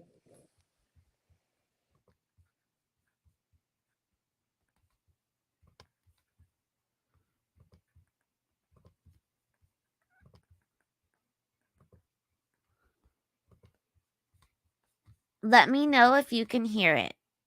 Tristyn Bailey. Yep. For first-degree murder involving our victim, Tristyn Bailey. Once the grand jury had done the indictment, we did a transfer order, which I believe some of the folks in the media had already gotten a hold of, transferring the case from juvenile court to adult court. The indictment is the triggering document which signals and executes the move into the adult court system. So Aiden Fucci will be tried as an adult in St. Johns County for first-degree murder. Now, Aiden was initially charged with second-degree murder. The indictment is for first-degree premeditated murder. Now, some folks have asked us why, or wanted to know why we would charge premeditated murder, and also why we would choose to seek adult sanctions on Aiden, who is a 14-year-old boy. Well, we're going to talk about both of those together to give you an idea of why the decision was made to charge him as an adult, and why we believe first-degree premeditated murder is the appropriate charge. I think both of those intertwine and will explain why we did what we did. First off, I want to tell you, it brings me no pleasure to be charging a 14-year-old as an adult with first-degree murder. But I can tell you also that The executive team and I reviewed all the facts, all the circumstances, the applicable law, and it was not a difficult decision to make that he should be charged as an adult. It's a sad decision and a sad state of affairs, but it was clear to us after we looked at what happened that it was not only appropriate to charge the defendant as an adult, but it was really the only choice that we could make. Now, you've heard that our victim, Tristyn, was stabbed. And I believe Sheriff Hardwick, who I'd like to say wishes he could be here today. Unfortunately, he couldn't be, but we'll have Director Skip Cole will speak for the Sheriff's Office. But to say that it was horrific could arguably be made as an understatement. The medical examiner completed an autopsy on our victim and identified confidently that there were 114 stab wounds. 114. At least 49 of those stab wounds were to the hands, arms, and the head, and were defensive in nature. The bottom line is that premeditation could be inferred, certainly, from just the sheer number of stab wounds that Tristyn Bailey had to suffer. Every time that arm went back and every time that arm went down, that was premeditation. And it happened, if you times 114 by 2, that's 228. What do you think about that? I've never heard about premeditation before like that, about how he's saying like even during it, it can be considered. Yeah, what do you think about that? Yeah, I mean, that's 114 times he had a chance to stop and think about what he was doing, but he continued to keep on going. Yeah, that's actually one of the things I was explaining to my husband on the way to lunch was the thought about premeditation when it came to stabbing of when each time you throw your arm back, you have a chance to stop. And he was like, really? I said, yeah, you do. Mm-hmm. I mean, you have the ability to stop yourself and you don't, but it's just wild. It's wild. And K-Brace, hold on. She'll show you the demon videos a little bit. He's wondering about his mental Oh, health you stuff. want to see his demon videos? Yes. Yes. Yeah. Yeah. But he did say, so one thing, I'm curious, I think that his girlfriend, his old girlfriend, will be a witness. He did say that he would hear voices in his head that would tell him to kill.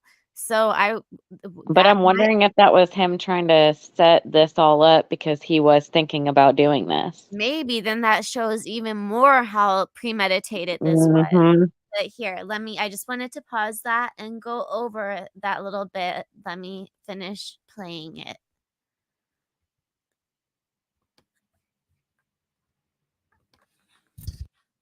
But it's not just the fact that she was stabbed 14 times, or 114 times. It's also information that we were able to glean from witnesses. The defendant made statements to several people that he intended to kill someone. He didn't say who that was, but he indicated to witnesses that he was going to kill someone by taking them in the woods and stabbing them, which are certainly the facts of this case. The defendant had a knife that he carried with him. A knife was found in the pond, very close in proximity to our victim's body. That knife had a tip that was broken off. That tip was located by the medical examiner in the scalp of our victim.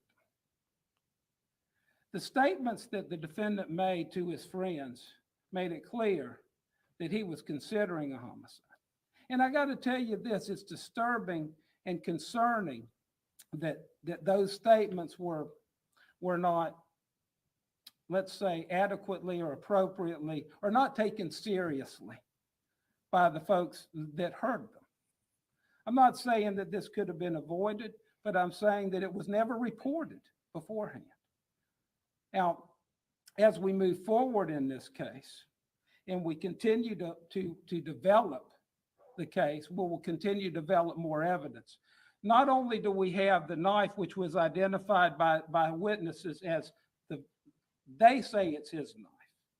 It's consistent, as the medical examiner says, with the wounds that were found on Tristyn's body. And it's also the description and the hilt and the wounds themselves match up per the medical examiner. Not only that, we also have DNA evidence that we have developed regarding this case. There is the defendant's DNA on the body of the victim. And there is the victim's DNA on the knife. So what DNA do you think that they found of his on her? Since they are saying they don't think that she was essayed, do you think it was his blood? Yeah, I do. Or skin cells because she Yeah. put up a fight. It was Yeah. clawing. What about in chat? What DNA do you think that, or do you think that they are just not releasing it until trial, that she possibly was essayed, or what do you think?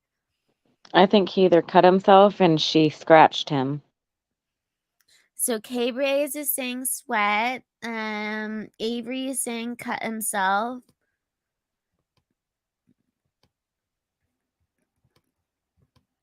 Sweat. Acne flakes. Oh wow. Oh my gosh. Austin said this, and I actually could very well see this. He said I could see him spitting on her. I honestly really Ew. I could see that. Mm-hmm. Mm. Yeah. Yeah, she had so many defensive wounds to her hands, Mm-hmm. and just trying to block the knife. DNA under her nails. I bet you're right, Kathy. So let me finish this, and I'll play the demon video, and then a little bit more. I can't believe we're almost at 2 hours, and I haven't even played the other video about if he's a child psychopath. You're doing well, though. It's a big You are case. doing good. Yeah, it's a big one to go over. I don't know. Thank you, though. All right. Let me know if you can hear it. Press 1. Blade on shoes that belonged to the defendant that were found in his bedroom, on a t-shirt that was found in the defendant's bedroom. And there's additional items that we are looking at now that have been sent to the FDLE lab for confirmation of blood and DNA analysis. I just want to say that I hope parents will learn something from this vicious and brutal murder. And that is that you need to know what your kids are doing and what they're saying. Because while we might not be able to stop these brutal and vicious murders from happening, we ought to at least try.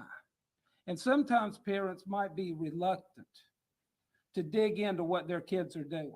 For those of you who have kids, you know that when you start wondering and asking and investigating what they're doing, you have a battle on your hands. But it's a battle worth fighting. So I hope that parents will realize that teenagers are capable of things we have never imagined they could be. And this case is an example of that. This mistake is costing Amazon Prime shoppers big. Are you still using Prime?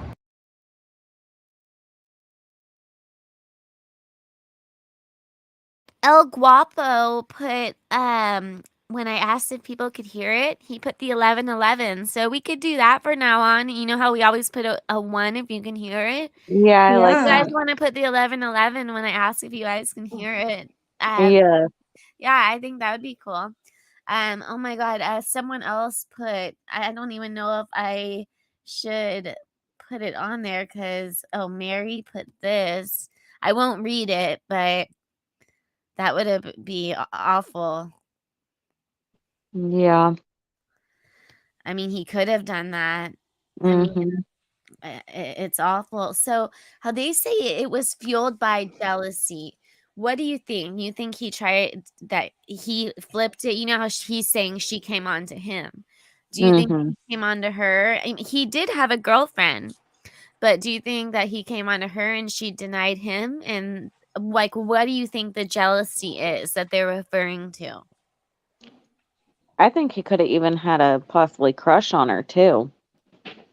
Or just maybe even raged out because he wanted somebody like her and he possibly knew he could never get anybody like that.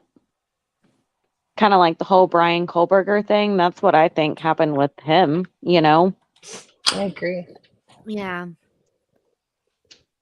And so what we know is that he had a friend over and then she came over Mm-hmm. and was invited and he was walking her home.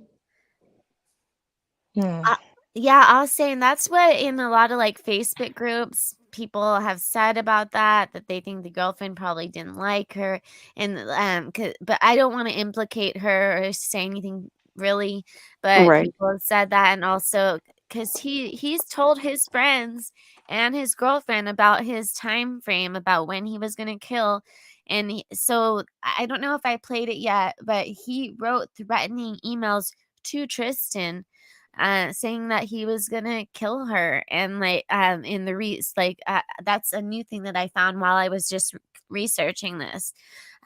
So that's something that his defense does not want to bring into the case. They don't want to bring that into the case. They want to withhold that.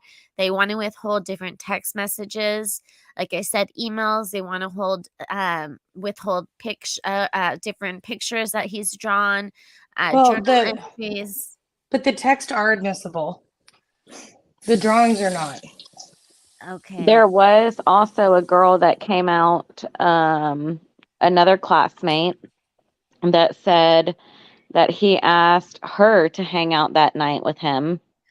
And Oh, yeah. she got a weird feeling and said no. And then she was like, "Oh my God, that could have been me." Like if I would have said yes, he would have done that to me. Yeah, I heard that too. That's Yep. crazy. Do you think So he that just wanted to kill. I don't think it was necessarily towards Tristyn. I think he just wanted to do it. let me see if I can find that video that I think it's this one. I believe that it's this one. Hopefully this is it. Let me see. I want to try to find the one that talks about the emails. Okay. And so the motion hearing said the autopsy photos can be shown. The collection of knives in his home is not relevant, so that can't be shown. The disturbing drawings are not part of the trial, but the contents of the cell phone will be used. That's what they came out with the motion hearing. So autopsy and cell phone usage will be used. I don't understand why the text couldn't be used, because even text in Mayan, the Mayan Larry and May Miliete case, like they're using text and emails in there. Is it just because of his age? No, they said it can be used. Oh, okay. I thought you said it can't be. Okay, No, my bad. what can is autopsy and then the text, but they were saying what you cannot use is the collection of knives at his home. They're saying that's not relevant. And then the disturbing drawings, they said that can't be part of the trial. Which I think drawings could tell a lot. But I mean,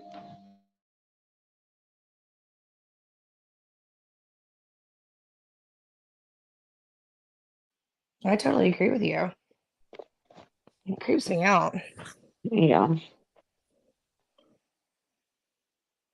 Okay, I'm just trying to see which one it is, because remember I said I had two different premeditation ones. I'm trying to see which one it is between the two. You're good. I agree, Delana, as well. I think it is relevant. And it's been 2 hours. I'm just trying to think if I want to open up the panel or not. I know a couple people said they wanted to come up, but I don't know about you, Shay and Mal, how you're feeling and everything.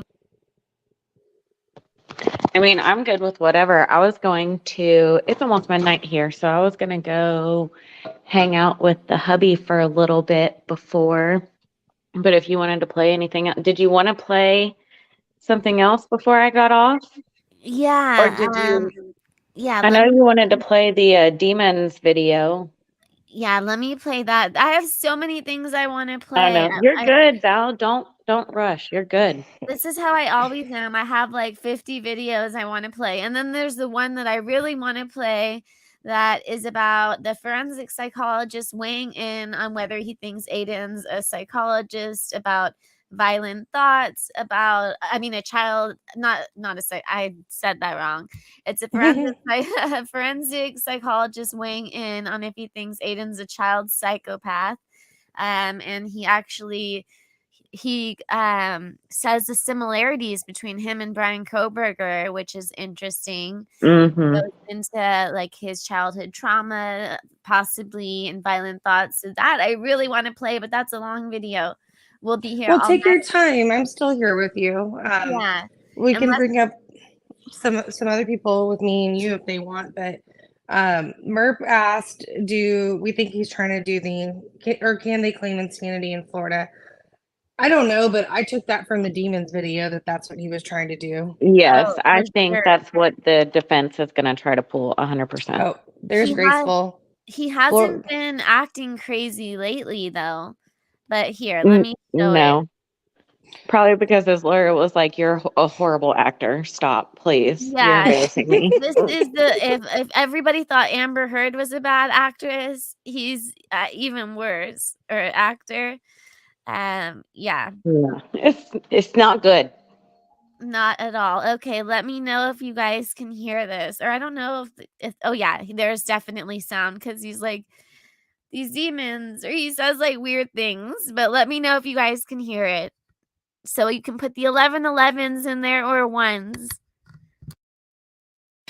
Live from the local station, News 4 Jax starts now. Demons, a word accused murderer Aiden Fucci used in talking about his soul. The St. Johns County teen who's awaiting trial displayed bizarre behavior during his latest court appearance. Why am I here? I just want to talk to my mom and dad. Fucci, who is 14, is charged with stabbing 13-year-old Tristyn Bailey to death back in May. The two attended school together at Patriot Oaks Academy and lived in the same neighborhood, Durban Crossing. News for Jax reporter Corley Peel joining us from the newsroom to show us what happened in court today. Corley? Fucci's lawyer filed a speedy trial waiver. Then the case was passed to next month. However, Fucci's unusual behavior did not go unnoticed. Aiden Fucci looks around aimlessly, appearing to be confused during court on Wednesday. What's that going on? Why am I here? I just want to talk to my mom and dad. What's going on? What's going on? He rocks back and forth and mumbles about demons. What's going on? I don't want to let you demons. I don't want to let you demons take my soul. You demons want to take my soul away. I don't let you demons steal my soul. I spoke with attorney Gene Nichols, who is not affiliated with this case. Is it common for high-profile cases like this for the defendant to have a mental incompetency evaluation?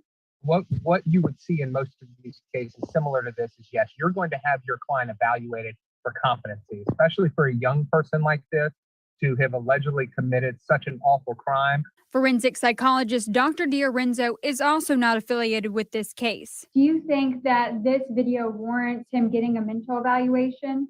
I do. D'Arenzo says it's hard to determine the authenticity of Fucci's behavior just based on the court video. He definitely looked disoriented and confused.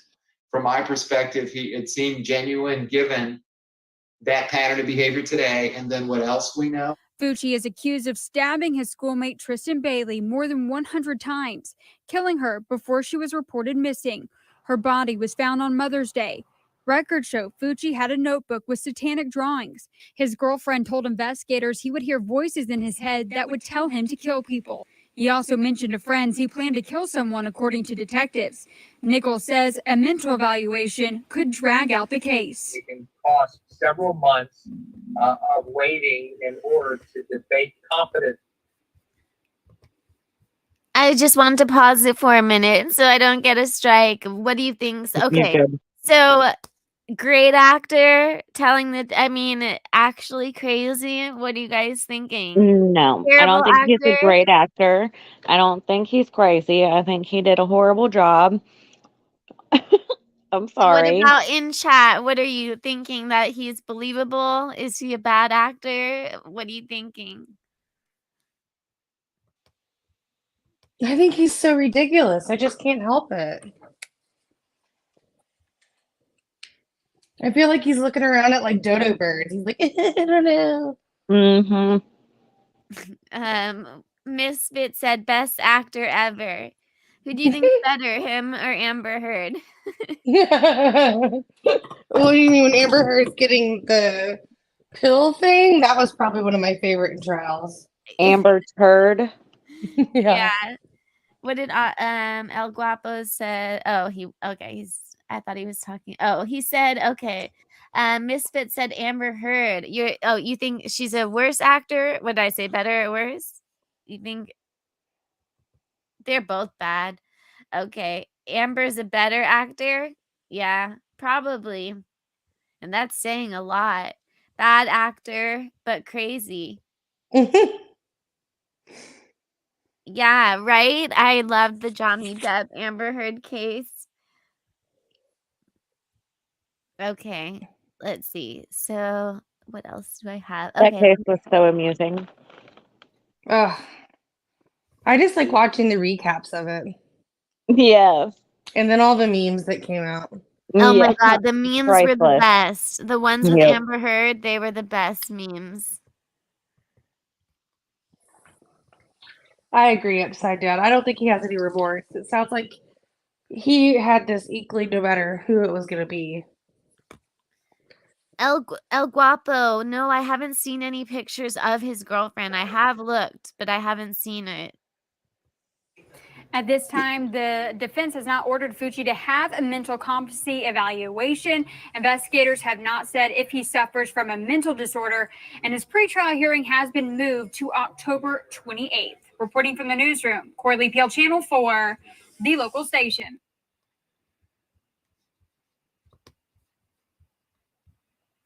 Okay, so I think the Memorial Life I can play, I guess, another time. I don't know, just because I have so many things. But I wanted to show how, he did get into a jail fight. I guess I don't have to play the video. But like I said, he did get into a jail fight, and then he's threatening to kill inmates, officers, and their families. But I guess I don't really need to show that video since I've already gone over it. What do you guys? And CC Unit says he took notes from Nicholas Cruz. They both heard voices after they were arrested. And Avery Shannon Yes, sent you. okay, Robert, so maybe I will play this video so you can kind of see what he looks like now, maybe. Or, yeah. Avery Shannon sent you a super chat because she wanted you to know that CC Unit's a big YouTuber here. Oh, thank you so much, Avery. Thank you for being here, CC Unit. That's really awesome of you to support Val. Thank you. All right, yeah, so I'll play, this is just from a few days ago about how he's claiming ongoing torture. Oh, no, here, yeah, this is a recent one. So he's not having a good time in jail. Not that anyone has a good time in jail, but he's really, it's not going well for him.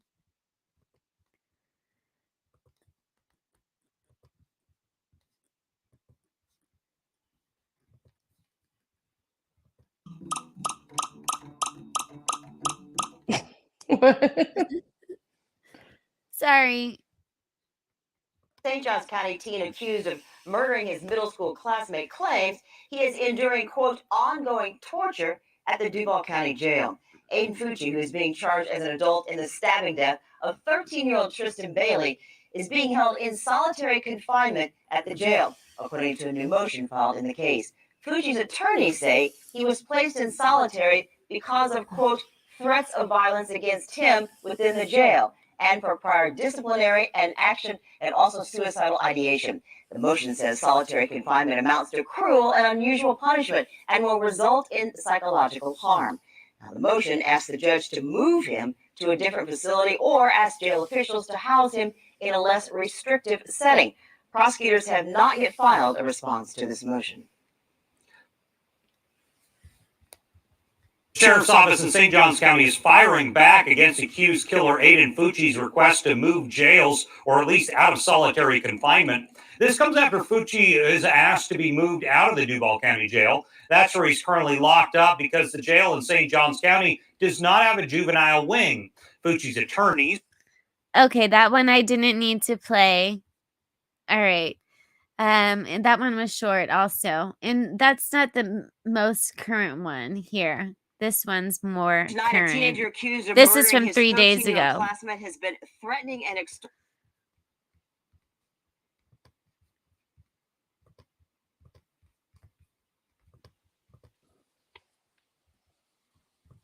Okay, this is like the latest from 3 days ago. extorting other teen inmates, according to jail officials with new material we've just received. According to records obtained by First Coast News, Aiden Fucci has threatened violence against correction officers and other inmates and allegedly bragged about his crime. Tonight in our top story on First Coast News at 5, Fucci is charged with murdering 13-year-old Tristyn Bailey by stabbing the St. Johns County teenager more than 100 times. He has pleaded not guilty. Tonight on Your Side's Rich Donnelly joins us now from the newsroom with how one of the outbursts could be used in next month's murder trial. Rich? Yeah, Jeannie, 16-year-old Aiden Fucci goes on trial for first-degree murder next month, but his alleged history of violence against other inmates goes back more than a year. In fact, according to jail records, on Christmas Day of 2021, Fucci admitted to stabbing and killing a girl. Fucci is being housed at the Duval County Jail while he awaits trial in St. Johns County. According to jail officials, on Christmas Day of 2021, officers used a taser to break up a fight between Fucci and another inmate. 1 month later, an inmate told officers that Fucci has been threatening inmates and said he would stab that inmate. The inmate said Fucci claimed, quote, "He's real because he stabbed a girl face to face and took her life." We spoke with a local attorney who said that alleged admission could be used against Fucci in next month's trial. It's not a violation of any Fifth Amendment right. It's not made to law enforcement. It wasn't made in response to questioning. It's a spontaneous statement. He can absolutely be used against him. Now, he could take the stand, or his lawyers could argue. I just wanted to pause it. What do you guys think about him getting in fights in jail and about them having to use a taser on him and everything like that? Do you think he's trying to like prove himself in jail? Yeah. I think he's trying to prove himself in jail. I think he's trying to act like a bad. Yeah. Also, he's 14. Well, 15 now, right? I believe so, yeah. So he's not really thinking long term of how this is affecting his actual case. You know? Because he is a kid. He's Yeah, still a he's kid, not at so. all like this can hurt his case so much what he's Mhm. doing. Like he His should be on lawyer is his probably best like, behavior. you need to chill out. Punk ass kid. Do you Yeah, think? he probably is scared too. Yeah, I that's think deep down he is scared because he's with the big boys, like, and they're probably not like taking it easy on him. I mean, it's not a walk in the park. I agree with you there.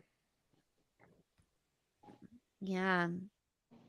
And he wants to act all big and bad. They're gonna show him he's not big and bad, They're Oh, Shay! we lost Shay. She ditched us. Yeah, I'll see if she comes back. But yeah, what do you think about? I can't believe he's threatening the jail, the people that work at the jail. Like that's kind of crazy. The police Yeah. officers. But here, That just shows that he's not He's Okay. very obviously he's not mature. No, he's not mature, and he's freaking psycho. I'm sorry. That's just, Jay and said, there, and yes, I saw this. So it said he's been getting extorted for a mhm, commissary and then started to extort others himself. Yes. yes. Yes, we saw that, Shay. You're back. Okay, so let me finish this. Look, he's in jail. He's trying to act tough. He might admit or Mhm. say he did something that he didn't really do just to make him look more dangerous because he has to survive in this very tough environment. Coming up at 6 o'clock, we'll take a closer look at more of the.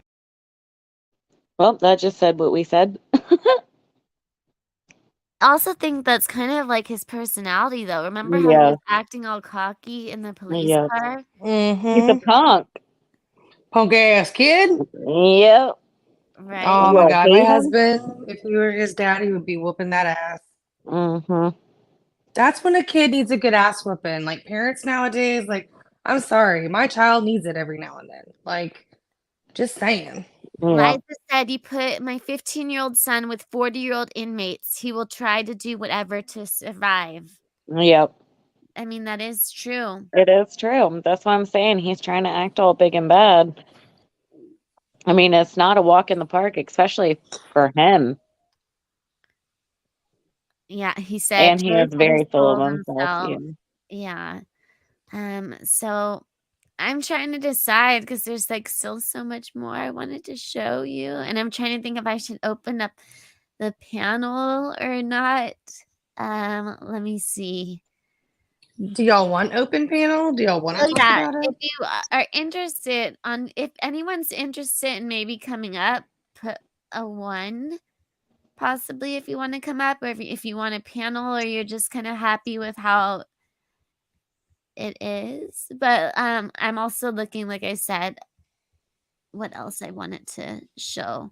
There's one video I definitely want to show, but again, that one is a very long video. So I don't know if that should have its own What was your one if they want to come up? one if they want to come up or to have an open panel tonight. Okay. What I'm about to share with There's so much more, yes, Jay Warren, that can be shown. And I think there could be more to come from the Yeah, absolutely. the celebration of life was absolutely beautiful. If hopefully we can show some of it, but it was like 2 hours long and I was in tears. Oh, I so was too. I'm gonna also read this. I hate reading, but I'm gonna read this to you guys. So, can you see it? Yep. Chilling words. Tristyn Bailey, 13, found dead with karma scrawled on her ankle after killer Aiden Fucci said he wanted to stab someone. And it says the word was written in blue ink on her left ankle, while a smiley face was drawn on the inside of her right ankle. Shows a picture here of Tristyn Bailey in her cheer outfit. Aiden Fucci's mugshot, and his eyes again, just like nothing. Here's Aiden again in the cop car. Hey guys, anyone seen Tristyn lately? And it said it's not known who is responsible for the drawings on her ankles. Because again, she was with multiple. She was also with Aiden's their other mutual friends. So I don't know if someone else drew it, but the 13-year-old girl was murdered in May, with their autopsy showing she had 49 defensive stab wounds on her arms and right hand. Fucci is charged with her murder, but has pleaded not guilty. Bailey's body was found in a wood near a lake by her Florida. Okay, this one says lake by her Florida home after surveillance footage appeared to show her walking there with Fucci on the night of May 9th. She had been stabbed a total of 114 times. Newly released documents reveal interviews with Fucci's friends in which they discuss comments about wanting to stab someone. One friend told cops a month before Bailey's murder, Fucci talked about bringing someone into the woods and stabbing them. The friend said Fucci would take his knife out and pretend to stab her with it. So that, I'm assuming, is the girlfriend. Aiden would draw graphic pictures depicted mutilated bodies. Something was wrong with him. The friend also claimed that Fucci heard voices when he was angry and would tell him to kill people, according to the police report. Aiden knew something was wrong with him and wanted to reach out for help, she said. I'm again believing this is the girlfriend. The new police reports also reveal the evidence cops uncovered that led to Fucci's arrest. A search of the teen's room reported found a buck knife, sheath, and a pair of shoes with a shirt with blood on them. They also found several pocket knives and a homemade shank. That's interesting about the homemade shank. Police had said previously discovered what they believed to be a murder weapon, a folding buck knife from a pond. This one says pond. The same article says pond, and the other, it says pond and lake in the same article, near to where the cheerleader's body was found on May 9th. The tip of the knife was missing, which, again, it was found in her scalp, which is so horrible. DNA on her body, which again we've talked about, what it could possibly be. And he was charged again as a juvenile. It was second-degree murder, and now it's gone to first-degree murder. Could this have been prevented? We can't be sure. Florida State Attorney R.J. Larissa said, adding the murder should have been served as a cautionary tale to parents, and they need to know what your kids are doing and saying. Larissa refused to disclose whether the killing was sexually motivated or whether Tristyn had been sexually essayed during the murder. They have been saying no, though, so I mean, I don't know, but they have been a little bit weird about it, so I'm not sure. They also found Tristyn's DNA, the shoes, and the t-shirt found in Fucci's bedroom. Here's another picture of Tristyn. She's adorable. The neighborhood. So it is a nice neighborhood in Florida. There's no evidence to suggest that Fucci suffers from any psychological conditions, it says.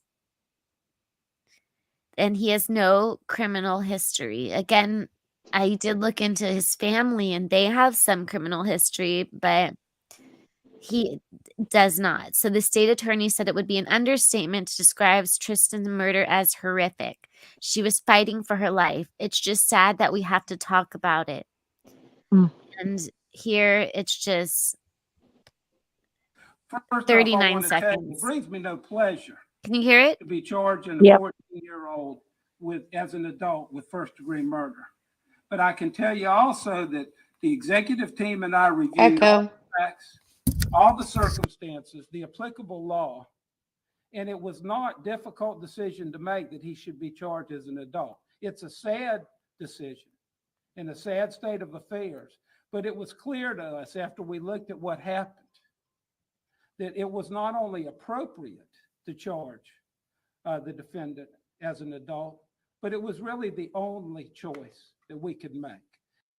Marks another somber anniversary, 17 years since Jennifer Kesse left for work and never returned home. She was just 24 years old. Since then, her family has not stopped pushing for answers. A deadly wreck. 7 people killed. A young. Whoa.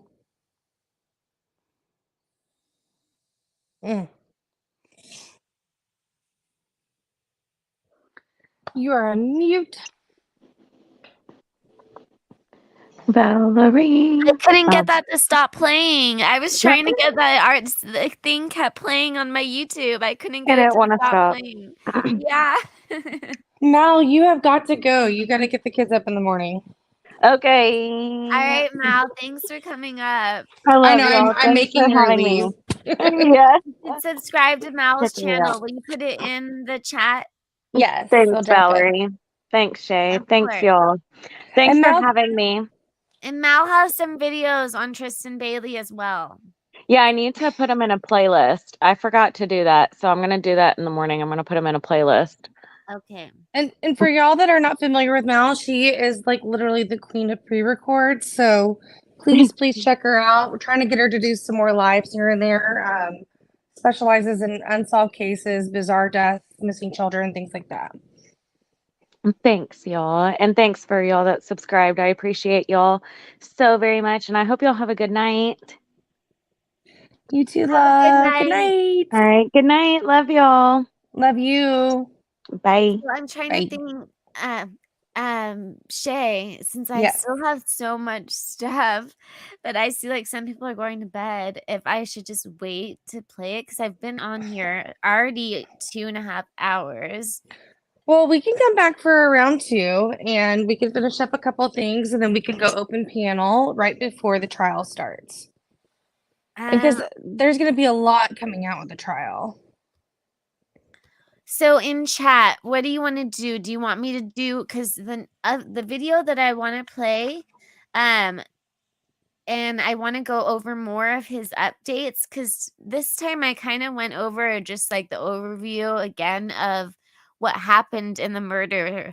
I want to go over more updates of the trial coming up and about that video. It's a long video. It's actually the lady that interviewed Enon, the neighbor in the Brian Koberger. It's that same lady.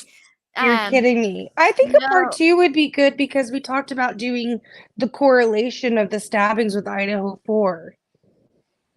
And then you could Okay. do an open discussion for both cases. Okay, what do you guys think? Do you prefer later time or is this time good? Because this is the earliest I've ever done a live. Would you prefer it to be like at like a couple hours later, or do you like this time? And I'm gonna see if there's anything else. I'm waiting to see what chat says. Well, we always know Austin will do an all-nighter. I'm always good for doing an all-nighter one. Yeah. Let me see. I like this time because I feel like I'm more in tune with it. I mean, I know we're in a different time zone, but Yeah. I can always Red Bull it up. So Okay, so I'm gonna just show them the video that I really want to. But oh no, should I not show them? Then they'll watch it on their own. The video that I want to play next time. is it the long one? Yeah. On Zoom. Well, you could play it and close it out at that. End it right after that if you want.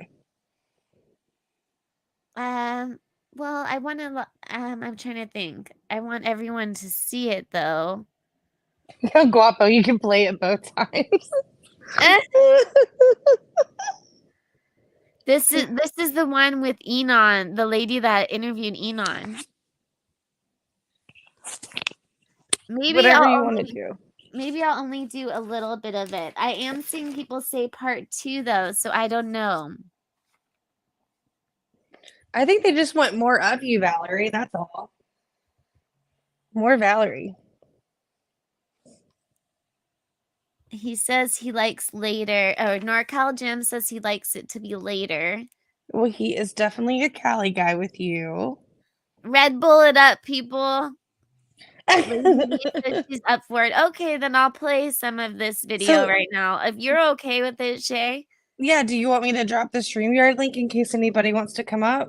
Yeah, if anyone wants to come up, you're welcome to come up.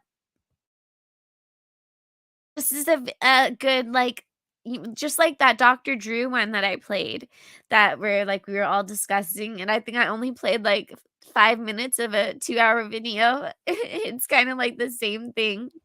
No, I think it's great. I enjoy this stuff. It's kind of hard because you're thinking like typically we do a case and it takes us a month and we're trying to fit it into one live and that's kind of hard. Oh, Graceful, we got to teach you how to use StreamYard. You got to at least pause your YouTube and have like a best to have headphones in. You turn a camera off and you can come in and it's just like being in like a, I don't know, like a Zoom meeting. Hi, Val. Hi, Hey, Shay. Jay. Really nice to be on. Are we going to be on for a little longer, or? I think so, unless I just decide to end it. I'll see. I I am don't pretty know. tired, but it would be fine either way for me. Okay, well, yeah, so I'm seeing, but I'll play some of it and see. But yeah, so this kind of just goes into, again, the lady asked, I'll start it at 6:58 because I believe that's where she asked if he thinks, and this is a forensic psychologist. She asked if he thinks that he's a child psychopath. I'll ask you guys first. What do you guys think? Personally, I think he is. I think of how cold and calculating he is and how like sadistically cruel the act was. I think all of those flags point in that direction to me. Agreed. Now In he thinks it's a big chat- joke as well. In chat, do you think that he's a child psychopath? I know we can't. We're obviously none of us are. I mean, I don't know if any of you are. I know I'm not obviously a psychologist, and I How about can't. do you get the vibe? Yeah, he That's what I could mean. be. I get the vibe, yeah. Would you think that he is maybe a psychopath in chat? Laura says absolutely. I just like Okay, to so say well Graceful done to you. says, as a Sorry. therapist, I have been taught he can't officially be diagnosed until age 18. Interesting. I think they go over that in this video, actually. I'm pretty sure. I'd like to say well done to you as well, Val. You've kept us all really captivated for so long, and all these clips have been really informative. Thank you. Vibes all day, NorCal Jim said. Yes, he is 100. All right. And Grace, thank you for that comment. I appreciate that. That's great having that insight. I'm already excited for part 2. Okay, so let me just start it at Austin, seriously.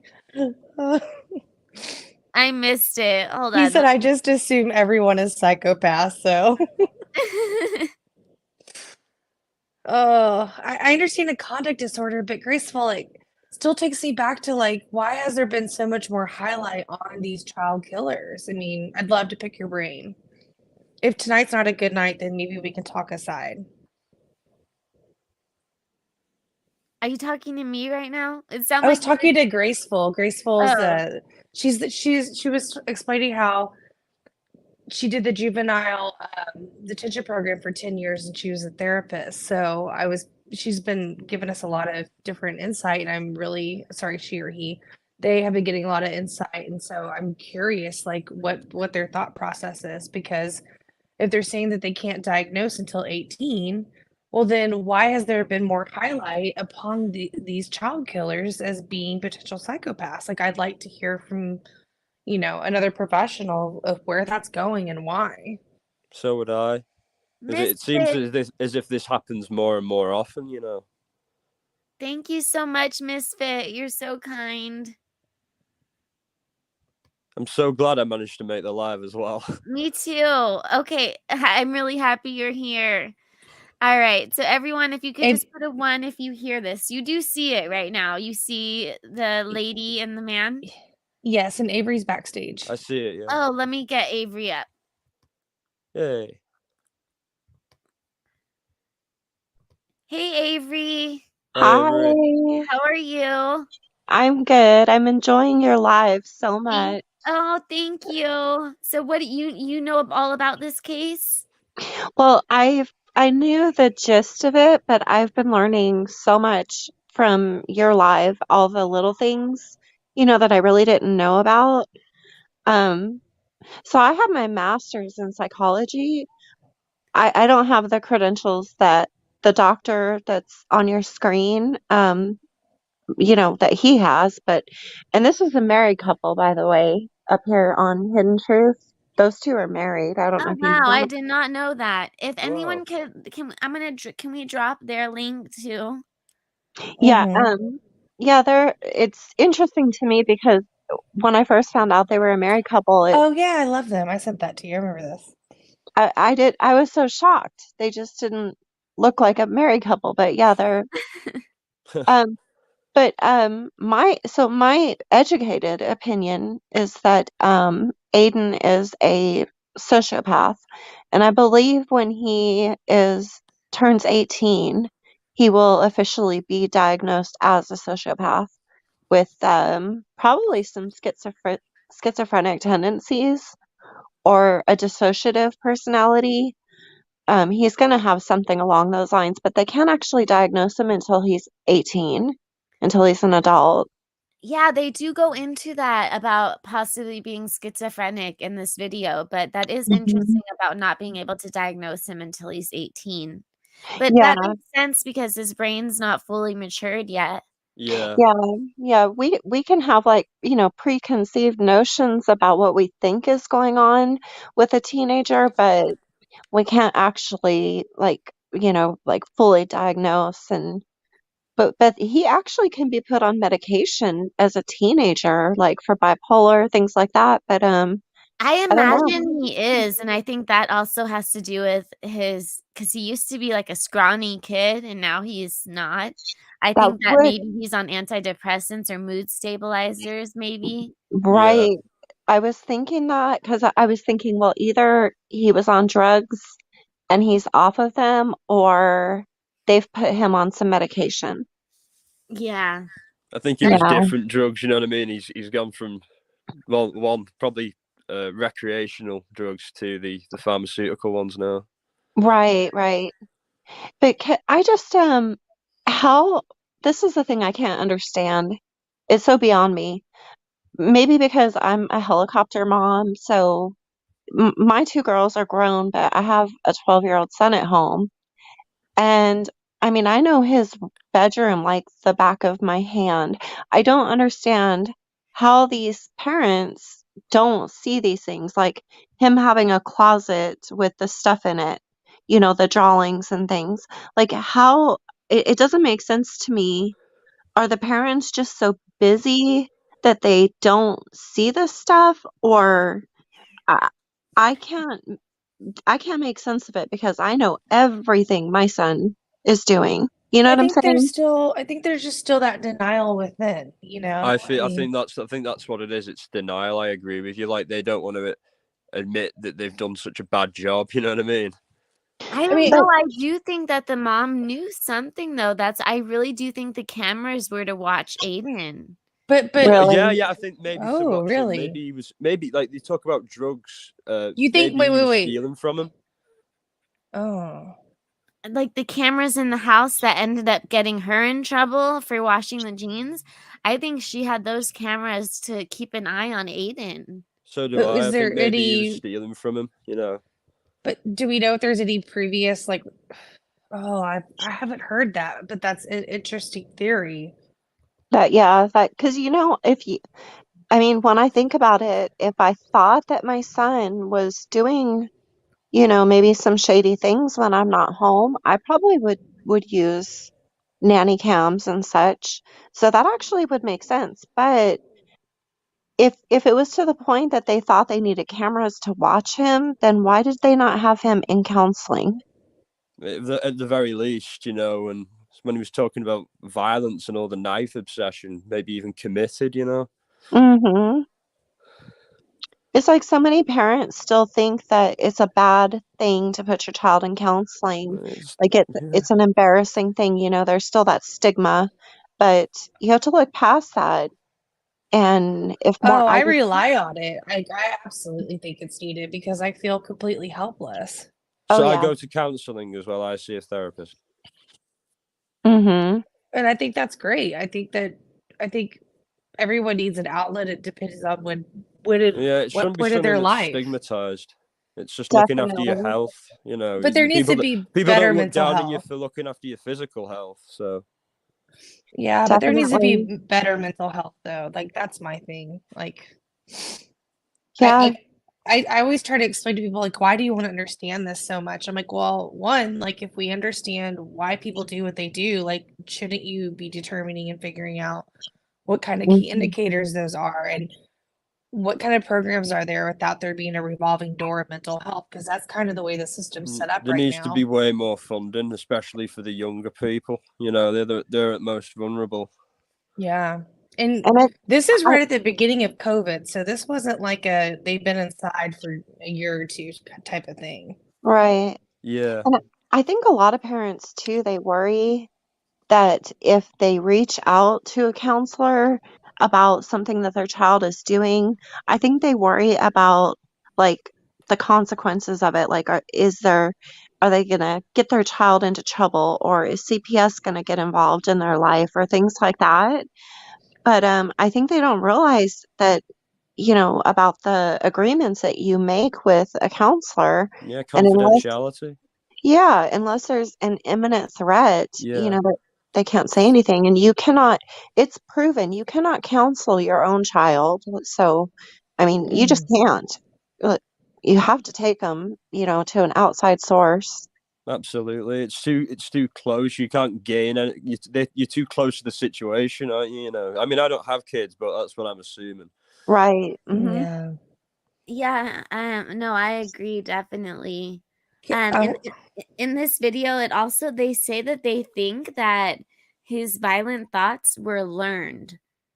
Like, how they say like nature versus nurture. Yeah. Yes, they say that, and they think that it was from his environment and childhood experiences. Maybe his father. Yeah. This Yeah. particular doctor, so he believes that the man on the screen, El Guapo. he believes that all people are born innate, which means a blank slate. And that's his theory. So like psychologists, they usually either they lean towards people are born innate and behaviors are learned and environmental, or the opposite. And I lean more towards a lot of it being genetic. I mean, it can be environmental, but I lean more towards a lot of things being genetic. So do I. I do too for my studies. I've always been taught even through child psychology and nursing school it tends to be more of a genetic, but also it is bred through the environment. Absolutely. I mean, It's a the combination. genetic, Right. the genetic Right. sets the standard, but the environment can really, create the catalyst for it to grow. Develop. Hi, Absolutely. Graceful. Hey, Graceful. Hey, Val. Can you hear me? Yeah, I can hear you. How are you doing tonight?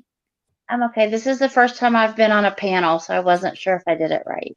Oh my God, yay! I'm so Great. happy that you chose mine.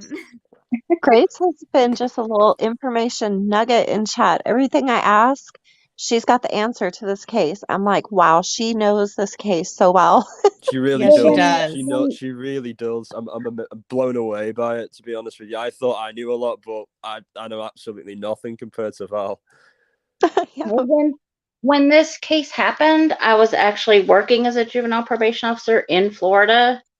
So that's kind of how I kept up with it. So when people were asking like how things work in jail, and I don't remember if it was here or someplace else, somebody was asking like how his parents were able to get a public defender, like how that process works. We had to do all those things as juvenile probation officers. Wow.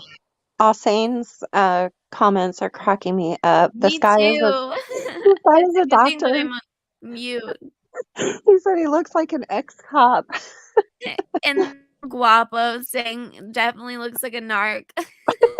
Well, and if you guys aren't aware, this is Lauren Mathis, who's an investigative journalist, and her husband are doing a podcast. Now they're turning it onto YouTube. So yeah, I think it's amazing what they're doing, so unique to have an insight from people like that, so they can see the professional's view on all these things. Yeah.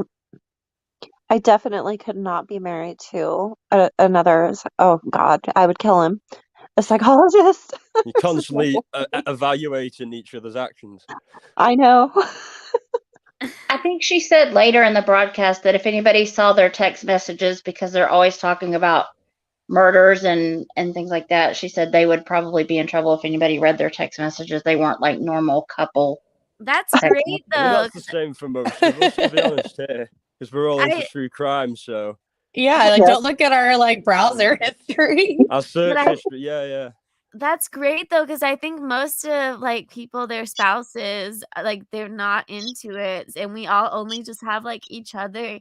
So that's great. Like people's boyfriends or husbands or wives or whatever aren't into true crime. So we all have like our little communities. So that's great that they have each other to talk to about it. Yeah, they're very That's probably unique like in their that every sense. night dinner conversation.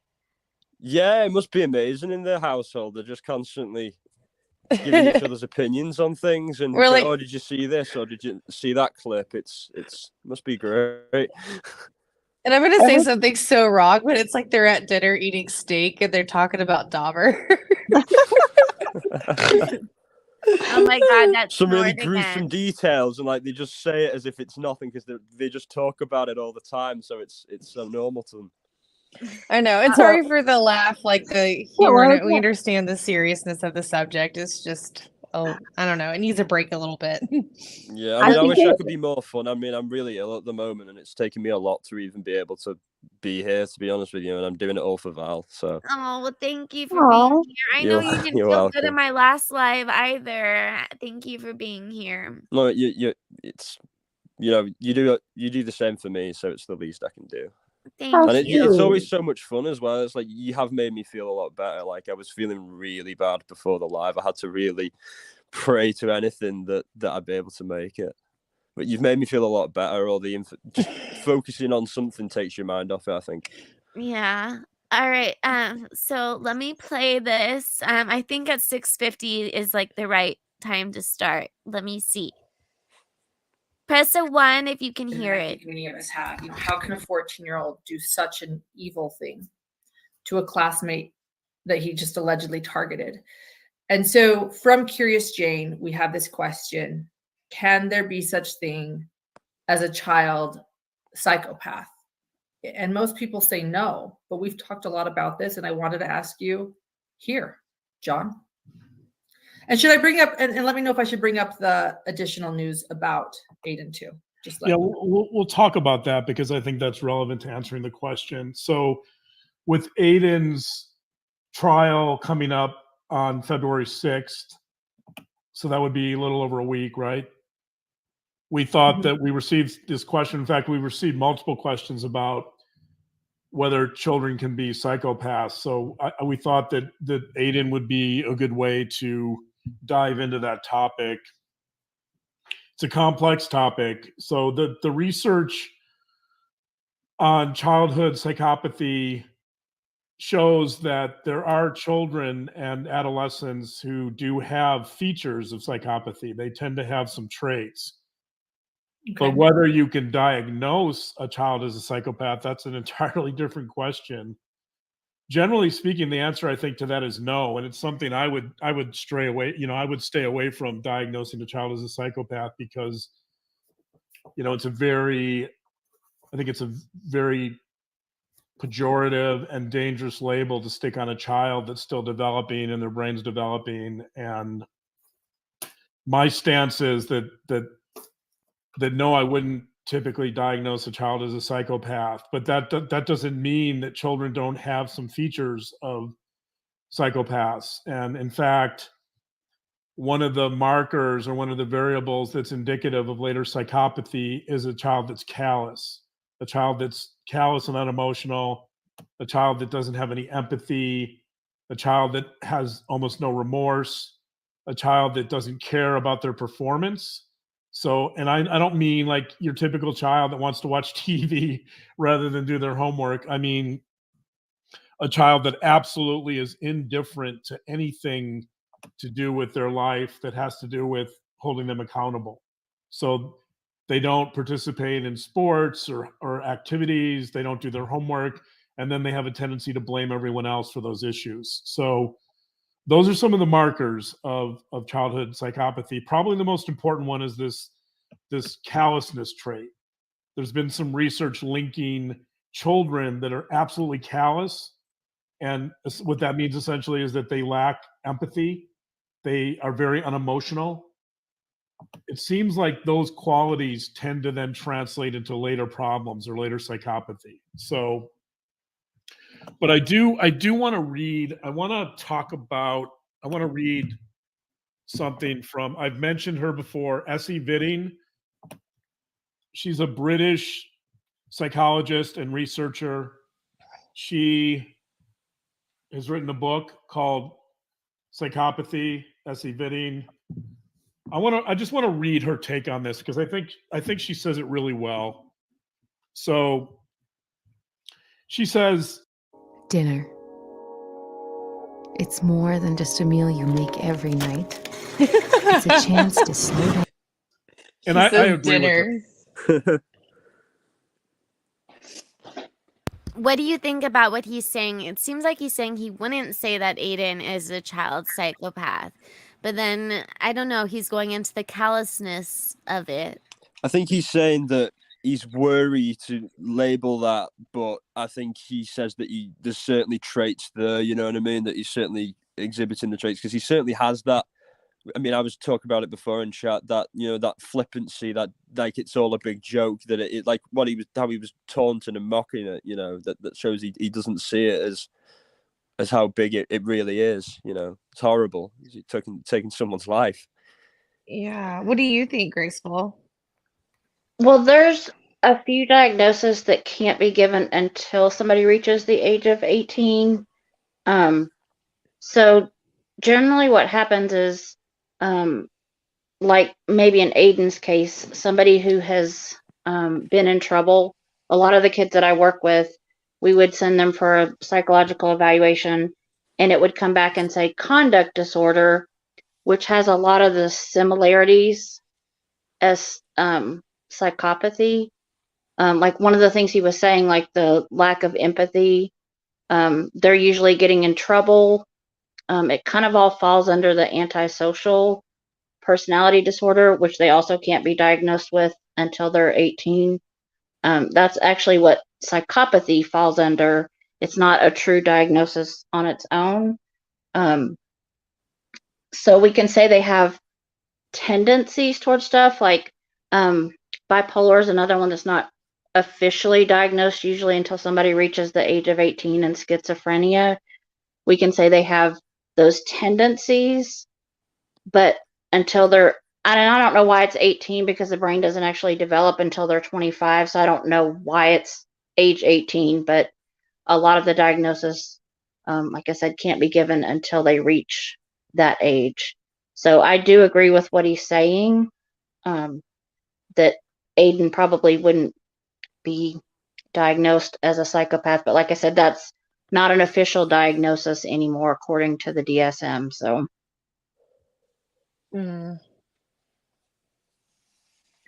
Oh, I mean, that's a lot to, I think, to take on even in your profession is when you see those signs, like what can you do with that? I'm probably gonna have to drop back into chat. I've taken a turn for the worst. Oh no. I really so don't feel sorry. good. I really don't. I just don't feel like I can, you know, be with it and operate as and contribute as much as I'd like. So I'll sorry. Really sorry. It's okay. We'll definitely go over this a lot more. So, and In I'm part probably 2, gonna yeah. definitely. I'd much prefer that. Yeah. So I'll maybe I'll hop back in chat for a little bit and then thank All you very right. much. 'Cause Thanks we're so much. You've already done like at amazing, Val. You should be Oh. so proud of yourself. You've done nearly 3 hours of just amazing Hopefully it's information and not all clips. over the place. All really relevant. Honestly, you've just done it amazingly, and it's just an honor to see you like do what you do best, you know, and I hope that you'll be doing it more often. Thank I hope you. you feel better, Jay. Thanks I so hope much. you feel Thanks so much. better. I'll Yeah. take some vitamins and, you know, try and relax with my animals. Oh, yeah, your kitty will make you feel better. Yeah, Hamish will make me feel better. He's around. Thanks. Oh, feel better. Valerie, you have not been all over the place. I've actually been so impressed. It's almost as if you have been following kind of like an outline. It's been really good. Okay, good. All right. I never know because I just throw a bunch of videos together and I don't know what order I'm going to go in. So Uh-uh. You, I'm not sure, but yeah, thank you know, you. you're great. You should have seen me live last night. Now that was a hot mess. I'll have to take a Why? look. Yeah, why? I don't know, no video. Like I was having problems pulling up videos and I didn't know, I didn't have a plan. I didn't have an order. It was a mess. I didn't think it was bad. But well, maybe I played it off good. I watched. I thought you did a good job. But I think this has been like a really good live and it seems really organized. I've learned so much. I love it. Good. And hopefully people that haven't heard about the case now, like they understand everything with it. I hope. But yeah. Oh, Jay, thank you. Like I didn't know about the emails. I didn't know about I the need to get more of writings. that. Yeah. Oh, and the satanic pictures and everything like that. Yeah. I'm want to Uh-huh. see if there's a way I can get some of that, or like maybe I can go over the discovery more Or next. the writings on her ankles. I didn't know that. There's so much I didn't know. Oh, about the smiley and the karma. Uh-huh. Yeah. Yeah. Okay. All right. So I'll play a little bit more of this and I'm deciding how much more I'm going to go into. So right Yeah. now we're just at 10 minutes in, like at 11 it goes, oh, okay. No, at 16 minutes it goes into what we already know about him threatening to kill the police and the inmates and mocking them. 18 minutes. Like, I have this all like titled. Now that part is organized. 18, it goes into like his childhood trauma. And then it goes into later on the satanic drawings and about how he has similarities to Brian Koberger. So, and if there, then it goes on later to possible signs of psychosis and about the violent thoughts being learned from his environment and childhood experiences. So I'm not sure if I'm going to play the whole thing or not. We'll see how far we get. And it's not the whole hour and 43-minute video. It's her first 30 minutes. She talks about Aiden, and then the rest she talks about Brian Koberger, but we're not going to play that. So I'll press play now. Put a 1 if you can hear it, please. She says, I would not advocate labeling children as psychopaths.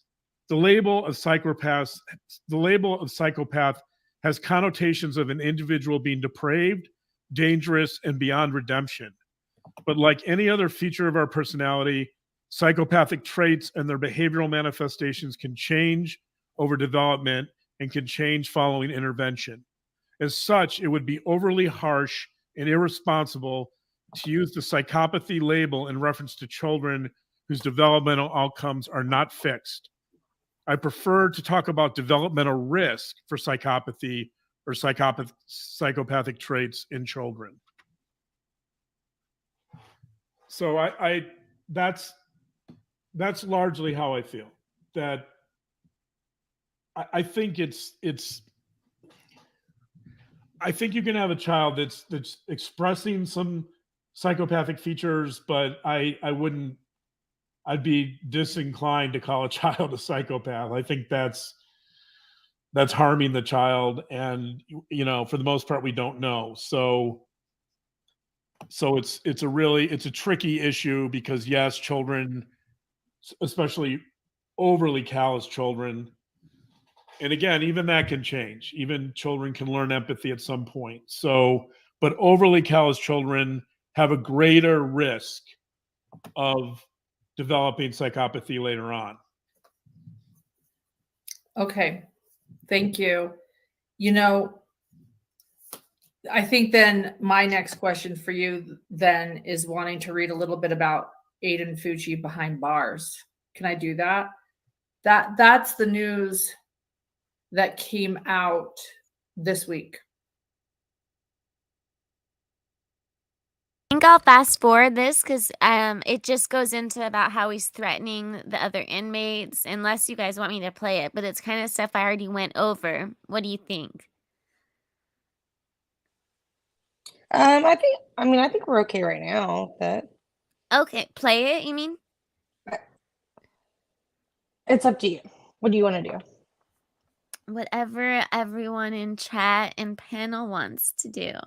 All right, I'll let Avery and Graceful take it. I say fast forward through. Well, no, play it. I say play it. Avery, you like me. I go back and forth. I was driving Shay crazy today. You don't drive me crazy. I'm very indecisive, so. Okay. All right, I'll play it. I mean, speaking of callous, so let me let me read that.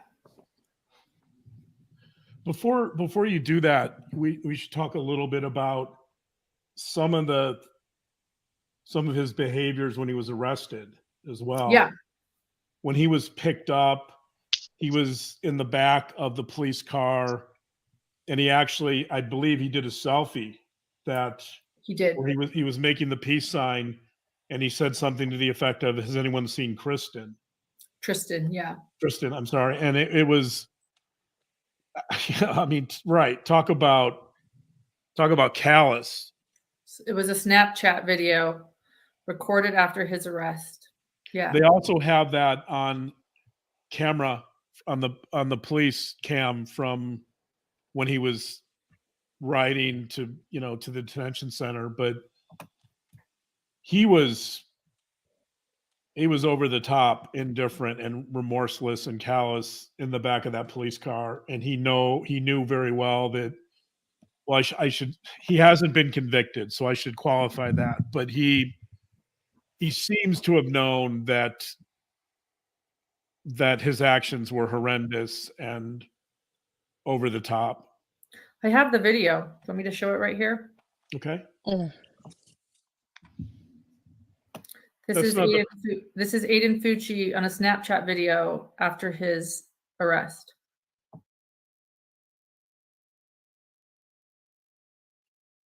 We're having fun in a fucking cop car. Yep. Tristyn. What's up, guys? Yep. Tristyn, if you fucking walk out the damn. When you see this in a month, fucking. So I have a that's where. question. Oh, sorry. I was just gonna say that's where I think he was gonna say, Tristyn, if you'd walk out of the damn woods. I think he was gonna say that. Does anybody know who the boy is that is in the cop car with him and why that boy is in there? Let me. Yeah, good question. Liza's asking too. I've always wondered that. I don't know. Should I be showing him? I think that I don't know. I don't think that other boy was questioned. I think he kind of just got in there. I don't know why the cops would allow that, but I'm not sure. Because I know that was the day. I don't know why they even let him bring his cell phone and upload stuff to social media. That's crazy. That's actually common, Valerie, because they want to see if they're gonna, because nothing that inside the police car is actually confidential or privileged.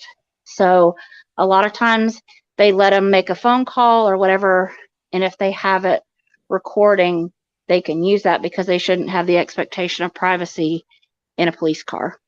That's interesting. Yeah, that makes a lot Because of we see what actually did happen. So, I mean, that's Yeah. kind of why they do that. Yeah, it didn't everything work in the out. This will help out in the prosecution, I think, showing no remorse right after. everything in the police cars is supposed to be recorded. Does it during this video, does he show both of his hands at any time? Because I would love to see both of his hands. So, Psycho asked, "Is the other boy guilty?" He supposedly did everything on his own, but he did tell friends that he was going to do this, and apparently, he had mentioned Bailey was someone that at first they didn't say that it was Tristyn that was one of the people, that it was just someone he was going to bring into the woods, but other witnesses now have said that Bailey was someone that he mentioned. So, but no one else has been arrested or anything like that or had any charges brought against them. And I'm so sorry, Avery. What were you saying? Oh, I was just wondering if at any point in these videos if he showed both of his hands, because I would love to see, if he has any marks or anything on his hands. Oh, I don't know. I don't think it did. I'll play, but I don't think it did. Okay. This is Aiden Fucci on a Snapchat video after his arrest.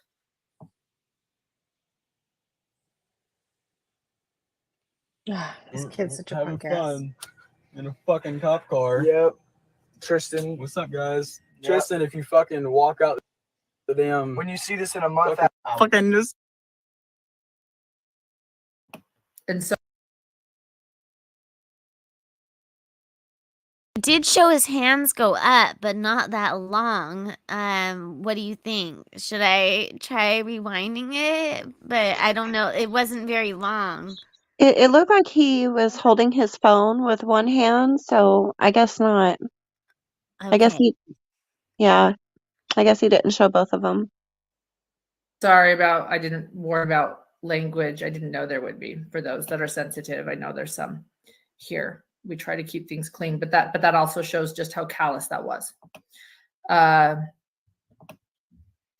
is him after being arrested. That's about, to me, as callous as you can get. That shows no remorse after doing what he did to her. Right. And to follow up with that, there's reports from his stay in detention that he is bragging about the manner in which he murdered her, that he's calling other inmates who were in there for murder by using a gun. He's referring to them as sissies. He's usually in a stronger term than that, but I'll use that term. But he's essentially mocking other inmates for not using a knife and not committing a murder in the brutal way that he did. So he's mocking inmates that have committed murder using a gun, essentially, which is just unbelievable for a 15-year-old, especially a 15-year-old that's going to go on trial. He's doing these things knowing that this can be used in court. Can I read some of that article now? Yeah. So this is this month talking about Aiden Fucci behind bars. So he was 14 when Tristyn Bailey was murdered. He's 15. It says he's 15 now. It seems like he would be 16, but 15 perhaps. The report portrays Fucci as combative and bullying, fighting another teen inmate and forcing others to write him items from their jail commissary. One teenager told jail officials that Fucci's been saying he's going to stab me up. He's going around saying we're all, word I won't use, because most of us are in here for shooting someone and killing them. And he says he is real because he stabbed a derogatory name for a woman in the face and take their life. It's like he's got a high off of it or something. In one report from January 2022, it says inmate Fucci was found to be extorting commissary from the inmate by using fear. So manipulation. And it goes on. They were not. So he had planned this for a while. It was premeditated, but it didn't seem very well planned at all. Do you think that he thought that he was going to get away with it? Or that he just didn't really look much into the after parts? He just knew he wanted to kill someone, but didn't look anything like what the possible consequences would be. I don't know. I have such a hard time with determining the children's cases like this. It's really a struggle for me. That's why I look to you guys with a little bit more knowledge in it. I mean, it's disturbing to me, absolutely, but this is just weird. I don't think he wanted to get caught, but like with most teenagers, them thinking of the future is like, what am I having for dinner? So it's not like a lot of times they really think what the consequences of their actions are going to be. So I don't think he was trying to get caught, but I don't think he really had it planned out like what was going to happen after he did it. He spent so much time planning what he was going to do. I don't think he really thought too much about what was going to happen afterward. Yeah, because he didn't plan it well at all. Yeah, I do think what you guys had said earlier about how he went into the pond to clean up, he probably did do that, but it doesn't seem like he didn't really think much about after the crime about how he would get away with it. I think he went in the water to try to throw the knife further into the water because he thought maybe they wouldn't find it if it was like out in the middle rather Oh, than so just you think near he the like shore. swam in deeper? Yeah. Not realizing they would search the whole pond no matter what. But Oh, El Guapo, I'm not worthy. Thank you. Here, I'll keep playing it. Not housed together, but Fucci was able to manipulate and extort inmates by threats and intimidation. Inmate Fucci did not have a commissionary receipt to explain his abundance of commissionary in his cell. The victim provided receipts. It was verified who the commissionary items rightfully belonged to. When officers entered his cell to obtain the items back for the other inmates, he became highly agitated and made threats against the police officers, against their lives. Inmate Fucci made threats to kill their families while beating on his cell door in a loud, vicious manner. It goes on to say that he's a bully and that he got into a serious fight hurting a fellow teen inmate. I mean, whoa. Yeah, it's interesting. There was some implication early on in this case that he might resort to some type of defense that portrayed him as a traumatized child. And initially, some of the arguments I saw were that he was quite meek and that he was the victim of trauma from his childhood. And yet, here you're seeing a very different picture. Here you're seeing someone acting out, someone filled with rage, someone who has no remorse, someone who's callous and unemotional. I guess you could argue that jail can be a vicious place. And It kind of sounds like he's talking about Brian Koberger, allegedly, where he's just saying like rage, callous, no remorse, but just like the things that he's saying. But I guess that could be a lot of different murderers.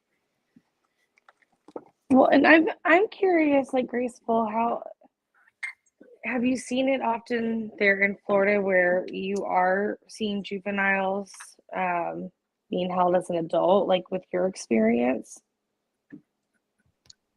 could you repeat that? I was taking my dog out in the rain. I'm so sorry.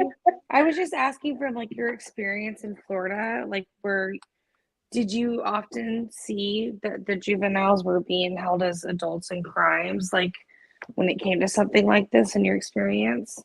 Oh, definitely.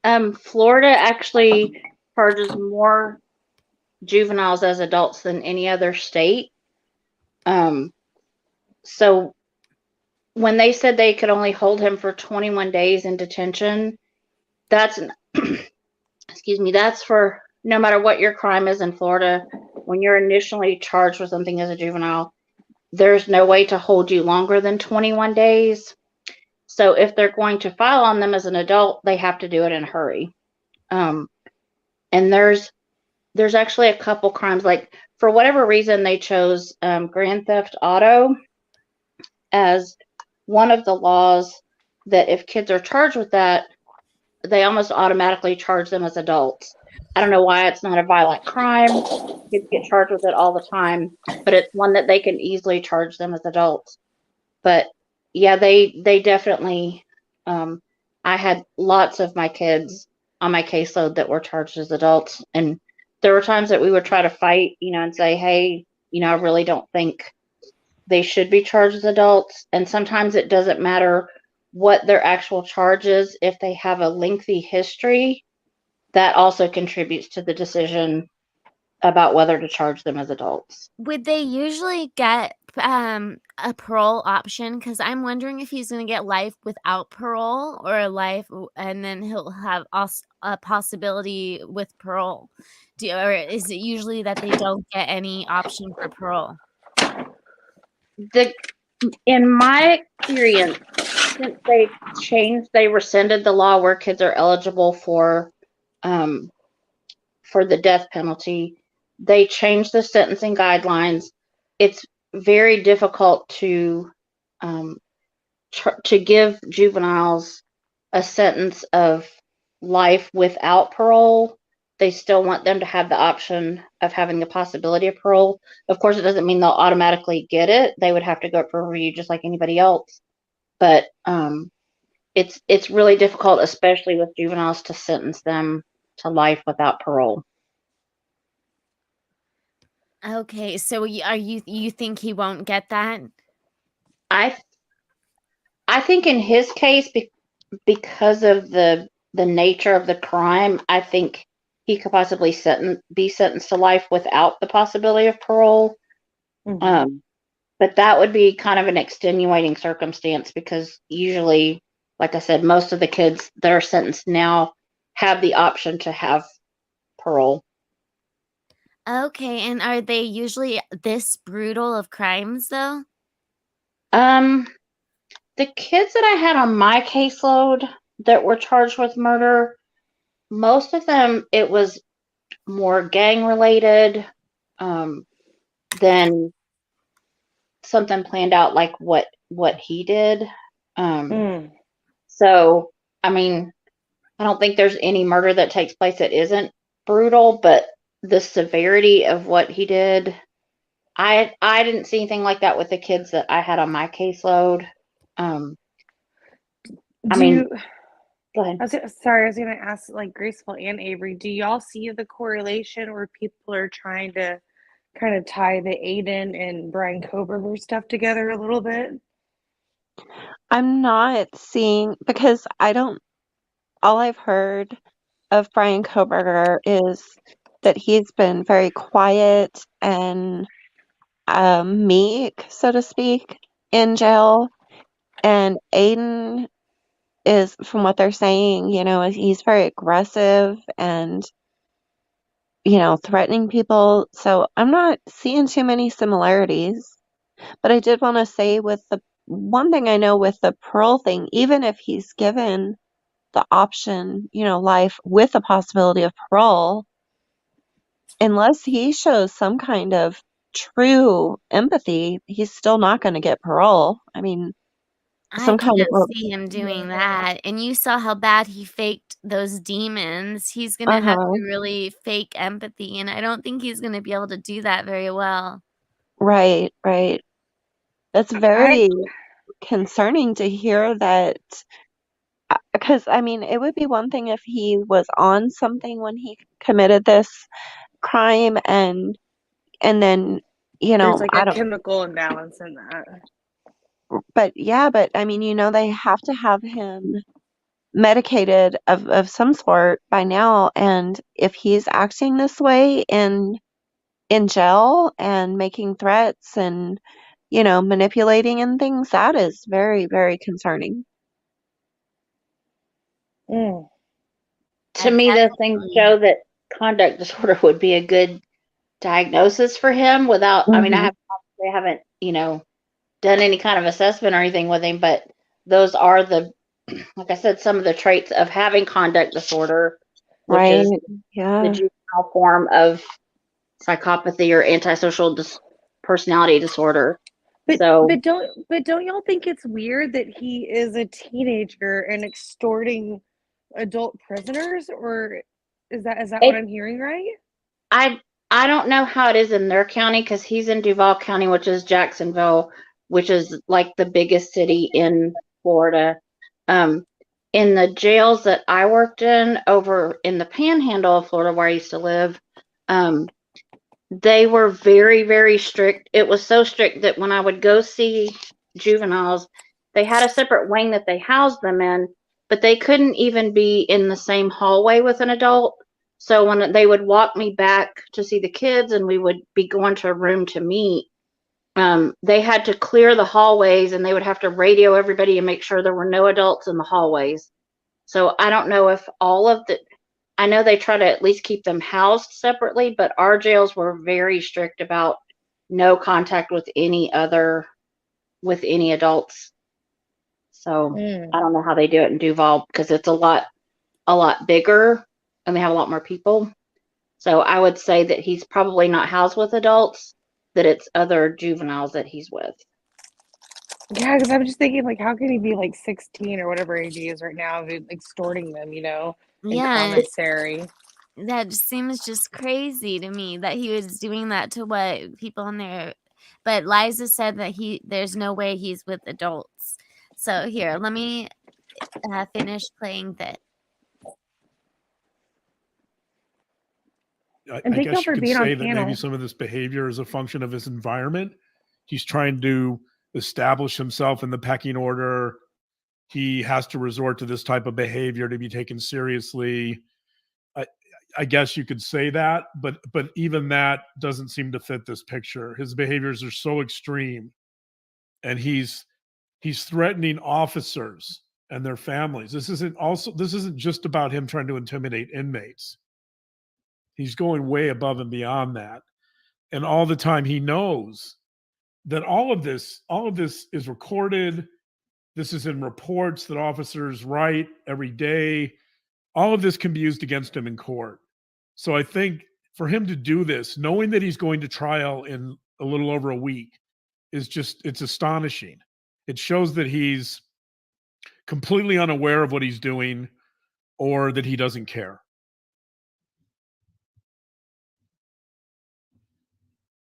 I think your mic is muted. Someone is saying, is this not psychopathy? Right. Well, that's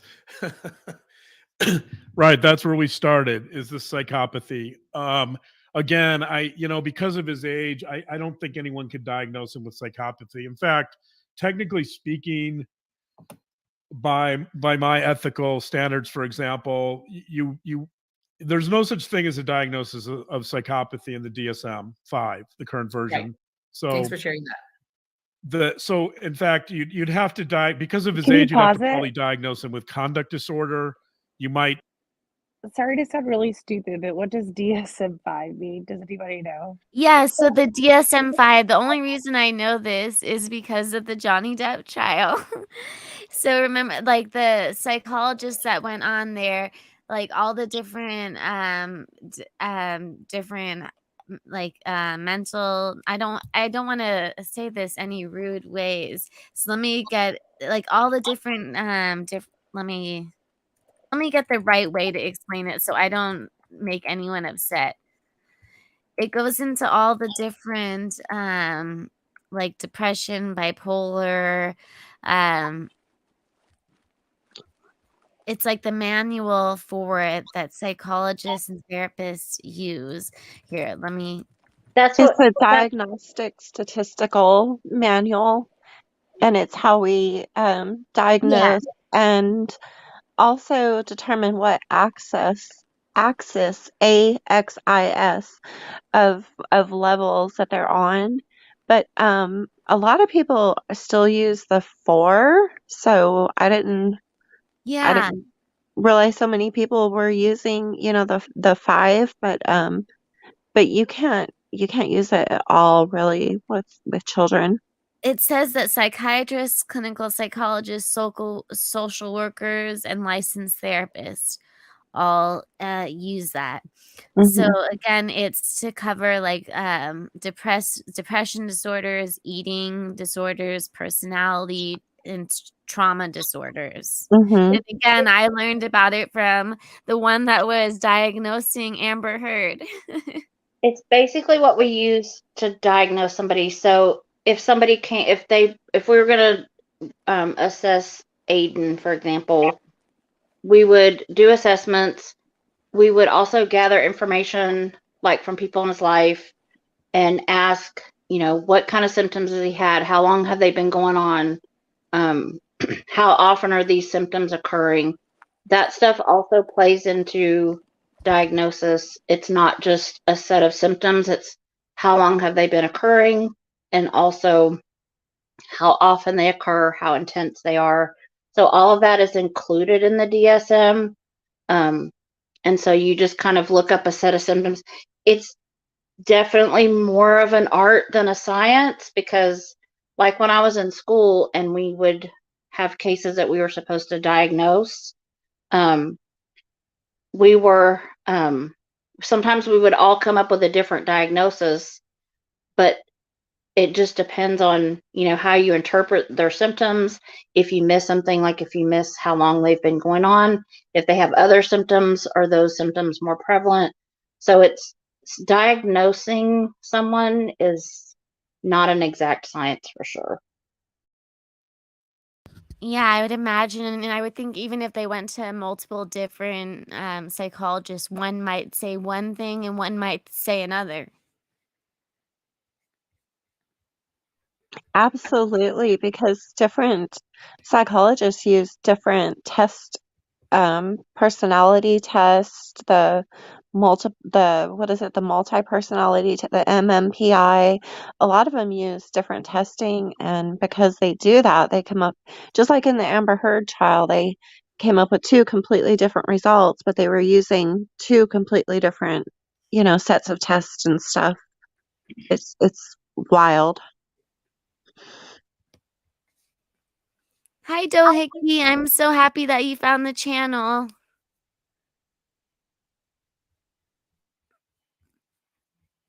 Okay, let me play a little more of this. Get them with opposition Oh, to defiant yeah, and it's only disorder. 30. So those There's are only like 10 disorders that would minutes left of apply it. to adolescents and kids. They would not apply to adults. If you were to diagnose an adult with the DSM, you would give them antisocial personality disorder, which is different than psychopathy. Psychopathy is a much more severe diagnosis. So think of psychopathy as a subset of antisocial personality disorder. It's a much smaller group of people because it's more severe.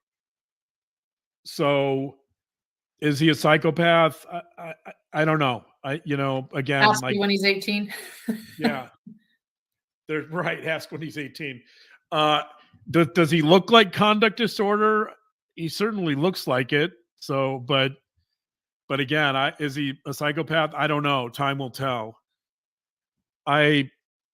When I think about this issue, I sometimes think about. So I don't know if our viewers have seen the movie We Need to Talk About Kevin, but it's a really fascinating examination of childhood psychopathy, and it's fiction, but it's based on a child who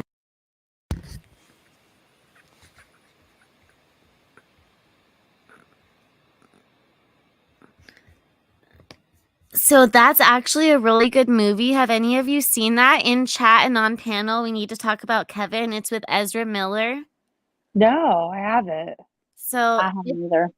in chat, have you seen it? We Need to Talk About Kevin. It's with Ezra Miller. If you've seen it, put a 1. So it ends No. up. Oh, I don't want to give it away. I could Wait, say Misfit says yes. Misfit, what do you think? Well, he might be saying yes as in the Flash guy. Misfit, have you seen it, or you're just saying you know who Ezra is? Oh, Delana well, has. it's like a Delena's crazy. such a smarty pants. It's a crazy movie. So, oh, Delana, you've seen it. I love her.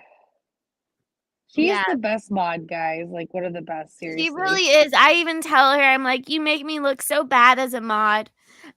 She's such a great mod. Yeah.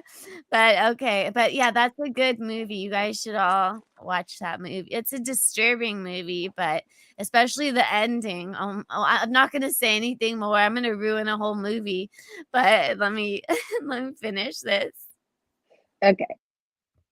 who ends up killing a number of students in his high school. And the question that it raises, there's also a book, by the way, of the same name. The question it raises is there's some implication in the movie and in the book that Kevin was born a psychopath and there was nothing his upbringing could do to change that. And so there's a certain inevitability to it because his family comes across as being relatively healthy and normal. However, I think there's a troubling element to the story and to the movie, which is that his mother tends to be a little distant. There's moments in this story when Kevin is reaching out for emotional support and help, and his mother really doesn't know how to deal with that. So his mother she tries to connect to him, but you can see it's a real struggle. So I think the book also raises the question about if a child doesn't have their emotional needs met at some level, and let's say that they have some propensity towards psychopathy, do they then become a psychopath? And I think this movie in particular really it brings those issues to the forefront because it's more subtle about how it deals with them. So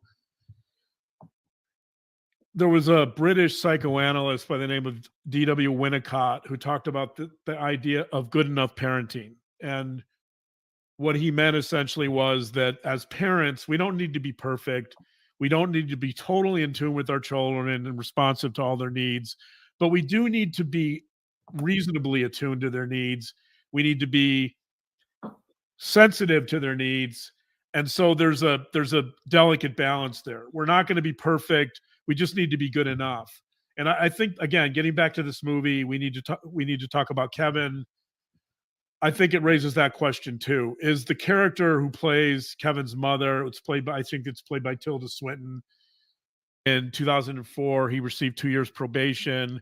In 2016, he was convicted of battery. He got into First of all, let me just say to Sticker Shock that I'm sorry that happened. I feel for you. And so that I can participate and be a member of so this book club. And it's been a really interesting book to read. I really do recommend it. And I'm not just saying that because it's your first book. I keep thinking about what I've been reading in there. So it does go along with this. yes, right. It's completely relevant. I think, could this be acting out if he was abused? Oh, look at that. It's our friend. Do you see the name? Clumsy clairvoyant. It's a good question. I fast forwarded the parts that are just about that I movie. think it depends on So what we there's mean literally there's just about 4 minutes left about Aiden. by acting out. I think it is acting out to some degree, yes, in the sense that acting out would entail usually having some feelings of vulnerability and then trying to project strength or trying to transform those feelings of vulnerability into something else, power, strength, something along those lines. So in that sense, I think it's acting out. But I think this goes beyond acting out in the sense that acting out can be more of a transitory phenomenon, whereas this seems to be something deeper and more enduring. And that would lead us, and that's not to say that people with personality disorders don't act out. They do. But I think this is something a little deeper than acting out. I think this, because I would see acting out as being more momentary. So I think this is closer to something we would call characterological. Anything else you'd like to say about this case? I have a couple other questions which take us to some other cases, but I want to make sure we cover everything you want to cover here. Yeah, there's one other interesting thing they found, and I'm not sure if they're going to present these at trial. I think you and I will try to follow the trial a little bit. I don't know if it's going to be broadcast live, so we need to look into that and see how much of this trial we can follow. But they found when the police searched his residence, they found a notebook and they found drawings on his desk and in his notebook that were violent and had satanic themes. So I think that was interesting too. That would be more evidence that this was a very troubled child. And one of the drawings apparently was a nude female with her arms cut off and blood dripping from a number of wounds. And there were some marks on her genitals that showed blood. And so he's creating these drawings when he's 14 years old. You know, it's one thing for a 14-year-old to kind of experiment with some dark drawings. It's another thing for a child to draw something like that. Those types of drawings are unusual. And so I think that gives us a little picture into his mind, his psyche. I think it shows this is a child who was having a lot of violent thoughts. We talked about Brian Koberger and maybe some of his obsessive violent fantasies and violent thoughts. I think you have a lesser version of that here with Aiden Fucci. I don't know that his violent fantasies were persistent. I'm just pausing it. He's going a little bit over Brian and him and the kind of the similarities. And that's a terrible spot that I paused it at. Or constant, but I do know based on the notebook and the drawings that they bothered him enough, or they were haunting him enough that he had to put them on paper. So I think that's significant in the sense that, especially if the prosecution is trying to use those, they're going to portray someone who's extremely violent, and I'm sure they would love to use those drawings to show that this is not a normal kid. This is not a normal kid that was struggling with some dark thoughts. This is a kid that was struggling with really, really violent thoughts that he then translated into action. Lamisa asks a question that's been asked by many. So to set the stage with this question, at his, I believe it was his preliminary hearing, or it was his arraignment, one or the other. Shortly after Aiden Fucci was arrested and charged, he appeared in court, and he was looking around and talking about demons and acting very odd. So Lamisa's question is, Dr. John, do you think Aiden Fucci was malingering in those videos of him in jail? I actually thought they looked disturbingly real. I actually thought they looked like he was malingering, but that's interesting. Thanks for sharing your thoughts. It's a really interesting question. I think to answer that question, so my short answer to that question is I don't know, because I don't have enough information. I think you'd have to observe him consistently in jail, in court appearances, and you'd have to so glad you see said that. whether he's showing similar behaviors, whether he's... What was that you said, Avery? I said I am so glad that he said that, because if I was holding my tongue, because if he would have been able to like come out with some kind of analysis just based on those, couple of minutes, I was gonna have to disagree. And then when he just said that he didn't have enough information, he'd have to analyze him longer to know whether it was malingering or whether it was sincere. I think that is exactly spot on. Like we would definitely have to know, like, did that continue for hours, days beforehand? You know what I'm saying? Like, yeah. Okay. That's all I was saying. Okay. All right. It's just like 2 minutes left of the video. So let me just finish. Seeing these demons, whatever that means. I don't know if they're hallucinations. I don't know if they're voices. It's not clear what he's doing there, but I think you'd have to track that behavior over time to get, you'd want to get a baseline and see if that's unusual behavior or whether it's normal behavior and whether it's consistent. From what I can tell, to engage in the type of behaviors he's showing in jail, and to engage in these threats and this intimidation, in some ways that's strategic. So it seems to me that yes.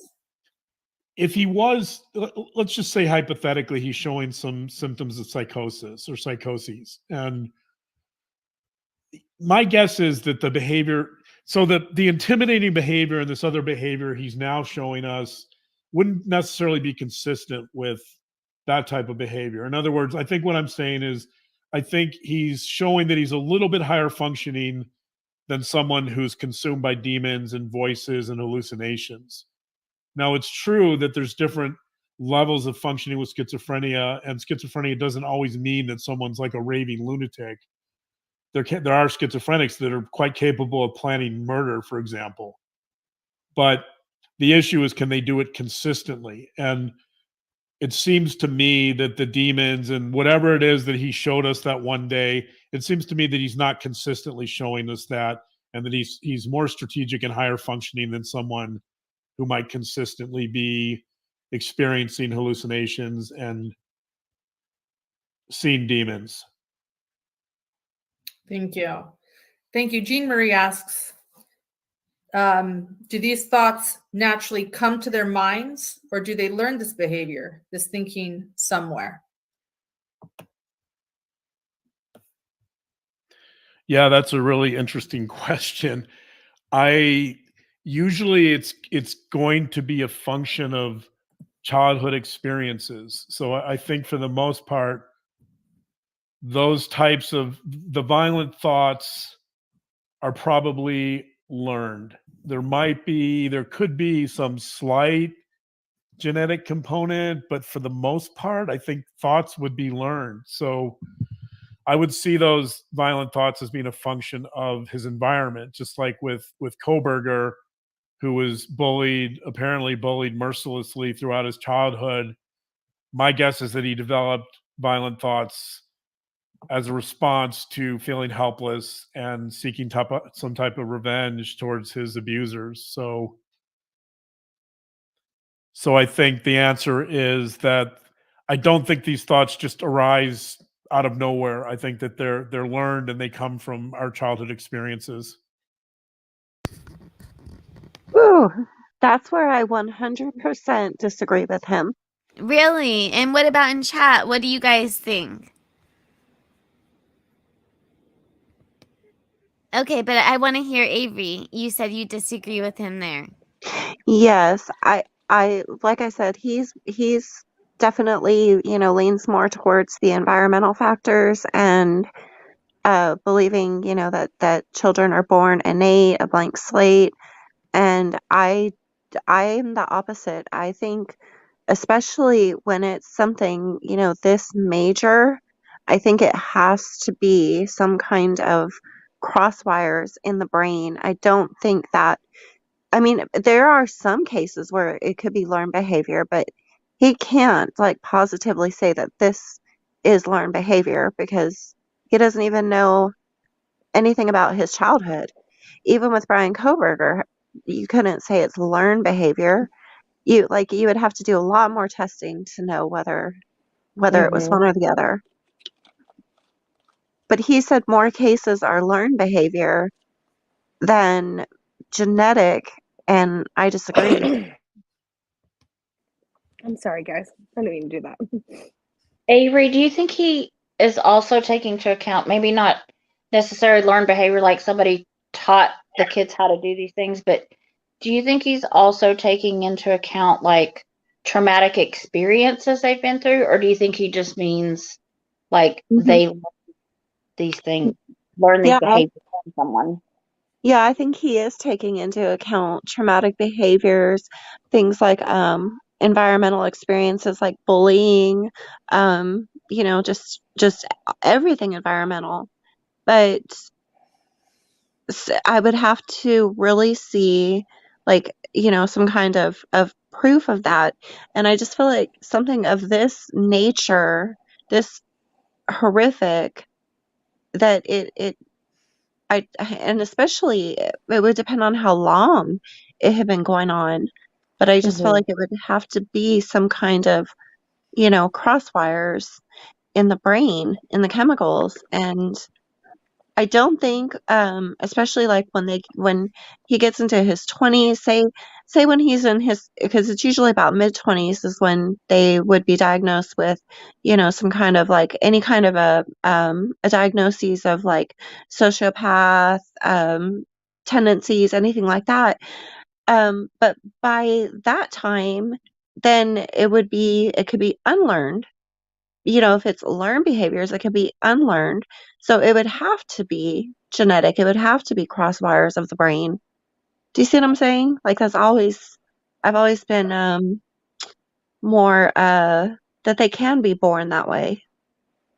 I understand what you're saying. I've been actually saying for the last like couple years that this is the trial to watch because child psychology only goes so far into what you can diagnose. And I mean, I kept holding on to the Maddie Clifton case because that one for 20 plus years has been talked about when it comes to child psychology Mm-hmm. and how a child is able to commit such a horrific crime. So this is very key and important.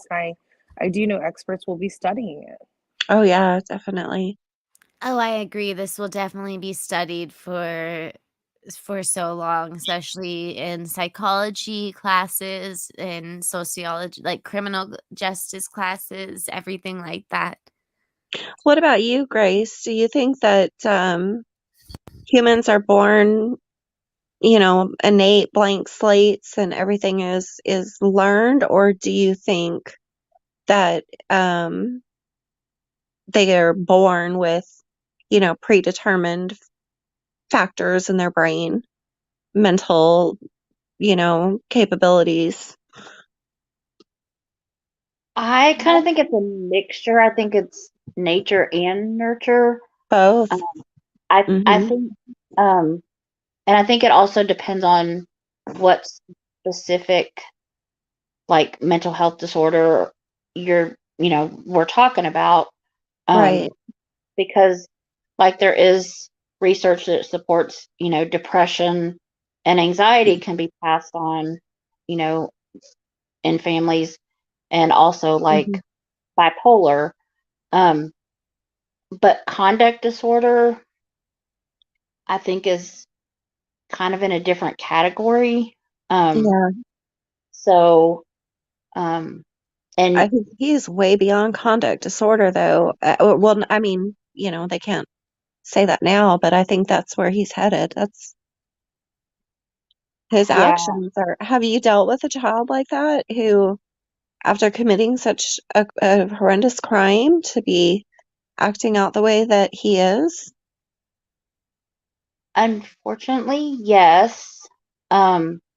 But like I said, I don't know if some of it was immaturity due to having a, brain that isn't developed because they were, 15, or because they didn't realize the gravity of the situation, or because they honestly didn't care. One thing I do agree with that Dr. John said is lack of empathy is Mm-hmm. purposeful in in when I've worked in probation. I used to teach at alternative school, and now I work in mental health as a social worker.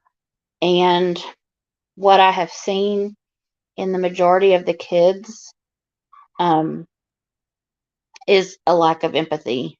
Um, and if they can't care about other people, they can't have remorse for their actions. And if they don't have any remorse, they have no reason to correct their behavior because they don't see anything wrong with it. So, And Dr. John said that empathy can be learned. Do you believe empathy can be learned, or do you think it's more of a natural and just a natural thing built within us? How do you learn I empathy? think it's natural that you have a deep sense of empathy, or you kind of don't. I don't know. Well, when you say learned, I think it's almost like you're saying, can it be emulated? Mm-hmm. That's what I was Because going to say. So, in the first alternative school, the first job I ever had working with kids who had been in trouble, I was a teacher. And every Tuesday, we had a lesson on empathy, and we had to role play. And most of them didn't have empathy. Could I teach them what the concept of empathy was?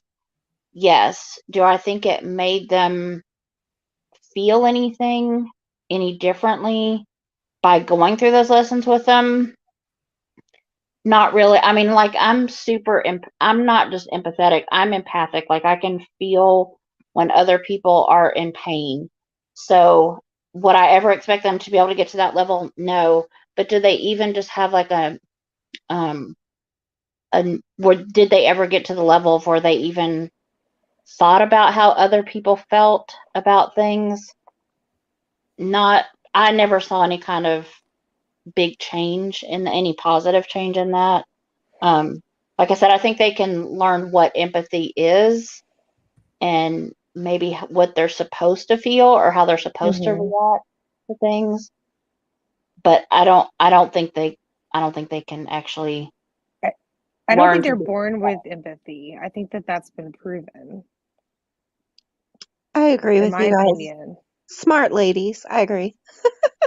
Yeah, but I do, sorry, I do understand where both y'all are coming from because I do find that there is a mixture of nature and nurture, but I think empathy is something you're born with, that Yeah. you know how to feel, and that shows through different um, diagnoses that we've seen thus far, unless it's proven differently. Just like I think some people are born with more empathetic traits and some people are born with more narcissistic traits. Oh, don't get me started on narcissism. I've been going through a deep dive of that and all the different kinds, and it is just mind blowing. And there is a reason that narcissists attract empathetic people because Yes. those. Trust me, I know the relation. This well, I don't have a husband. The relationships I've been in have been with narcissists because I'm empathetic. I'm an empath, and I'm trying to fix everybody. And Yeah. that's exactly what a narcissist wants is attention from somebody that wants to, wants to give them attention and try to help them and do everything for them. That's exactly what they want. It feeds their huge need for attention. Yeah, Well, if and anyone's heard the term like energy vampire or anything like that. yes. Yeah, so but I was just when you brought it empath, I thought about like narcissist. So I'm trying to think if Well, there's and even Valerie, you and I were talking about the like covert narcissist and all the different kinds and how it would relate to different cases in criminal psychology. It is really interesting. Yeah, it definitely is learning all about this stuff and how it does relate to the different cases. So it really is. I'm even thinking I did take a psychology class before and then I think I stopped going, but I'm thinking of starting another psychology class just because it's not because I'm going to get a degree in psychology, but just because I think it is interesting, like, and that it, like, with talking about these cases and everything. Mhm. And everybody's unique, and it's it's something that is applicable to all human beings. Yeah.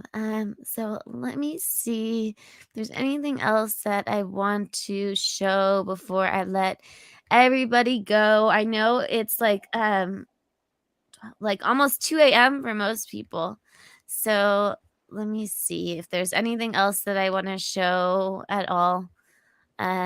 I mean, there's a lot of things that I want to, or maybe I'll show a little memorial video. Yeah, let's show that of Trinity, or sorry, Tristyn. Sorry, I don't know why it's Trinity. Tristyn. I'm going to hop down and watch it from the chat, but thank you so much for having me up. Thanks for being up, Avery. Thank you so much for coming up, Avery. I would love you to come up anytime you want. So I really appreciate it. Yeah, this has been a really great live. So and you said you're going to play a tribute video? Well, it's a video. It's one of just her family talking about her. Okay. Yeah, their All right. memorial. Yeah. All right. Well, I will see you guys down in the chat. I hope you guys have a great night. Thank you, you too. And I'll do definitely more lives about her for sure. And I'm gonna plan on covering the trial that is coming up very shortly. Awesome. All right. Thanks, Good night, Avery. Avery. Bye.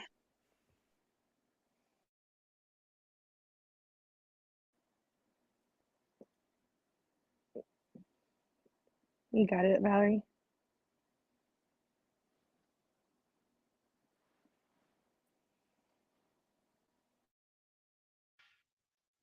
A celebration. Midst of sorrow by the hundreds in Aqua and White, the community gathering tonight together to remember this 13-year-old St. Johns County cheerleader. Tristyn Bailey was killed more than a week ago after going missing on Mother's Day, and tonight her family and friends celebrated her life. On Your Side's Haley Harrison is joining us live tonight outside Celebration Church in Jacksonville, and she shares moments from the emotional service. Haley. Well, Anthony, tonight, for the very first time, we heard from Tristyn Bailey's family, and one message rang true during the 2-hour service. Tristyn was more than just a cheerleader in the gym or even on the football field. She was a cheerleader to everyone she touched during her 13 years of life. Tristyn Bailey Strong flew in the sky outside as a sea of aqua and white, her favorite colors, filled the church Tuesday night to celebrate her life. Tristyn was one of the most confident, well-rounded, beautiful, smart, and kind-hearted humans I know. Life will be difficult in this new world we have been shoved into. Aqua Blue will always speak to us just as much as Gucci belts and Starbucks will remind us. Tristyn's siblings took the stage, showing calm and strength as they shared memories of their sister and their promise to her. My family and I together have vowed to never let Tristyn's name be lost. But I made a promise to her. I was going to make her name shine above all the evil that has happened. Tristyn's mother joined them later, sharing an emotional speech. We are forever changed as a family, but we will always be the Bailey 7. Always and forever, my cheerleader and my sweet baby girl. But not just her mother's cheerleader. Tristyn was also described by her friends' mothers as a cheerleader for the cheerleaders. The Bailey family hopes Tristyn's memory stays with her loved ones, even after all the aqua goes away. We want you to continue that further and really take her name to heart and hear her cheering you on. Tristyn's father also thanked the community for the outpour of support they have received throughout this past long and emotional week. Now, there were many other friends who spoke here at the church tonight. For more on tonight's celebration of life, you can visit our website, firstcoastnews.com. Live in Jacksonville, I'm Haley Harrison, First Coast News, on your side.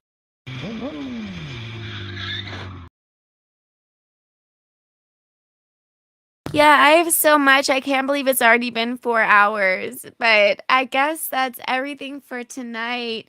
So I'm going to have to watch it. Hopefully it's not all over the place. Graceful, thank you so much for coming up. I really liked your insight. And again, thank you for coming up. Anytime you want to come up, I would love you to. Thank you. Yeah, I hope you have a great night. Shay, thank you so much for coming up. And Shay helped me a lot with research too, so thank you for that. And I hope that you have a great night, and everybody in chat. 12-hour live stream. Maybe I will do that. Let me see. A 12-month anniversary. I don't know. I'll have to think about that. But thank you so much, Austin, for being here. Delana, Laura, Jay, Edward, Aries, P. York. If I would send you a little dolphin emoji if I could, but I'm saying all the names. K Braze, Wind Without a Knife, Misfit, of course. Thank you for being here. Liza. I think I said Avery. Well, I know I already told on panel, but Avery, thank you for being here and thank you for coming up. El Guapo, thanks for being here. Well, thank you for having me. I'm gonna jump down so you can All say right. goodbye to everybody. Yeah, have a good night. Thank you You so much too. again. Good night. Night. I'm seeing everybody else. Okay, do I have everyone? Upside Down, Psycho, Ellie, and some of these people probably aren't, or some of you guys are probably gone, but I'm still saying your names. Okay, I think I have everybody. If I missed you, I'm so sorry, but thank you so much for being here. Oh, Jessica at 420. I think Kentucky. Okay, I think I have everybody. You're all amazing. Thank you so much for being here. I hope that you have a great night, and I will keep you updated on Tristyn. So thank you, thank you, thank you. Have a good night. And bye, Grace.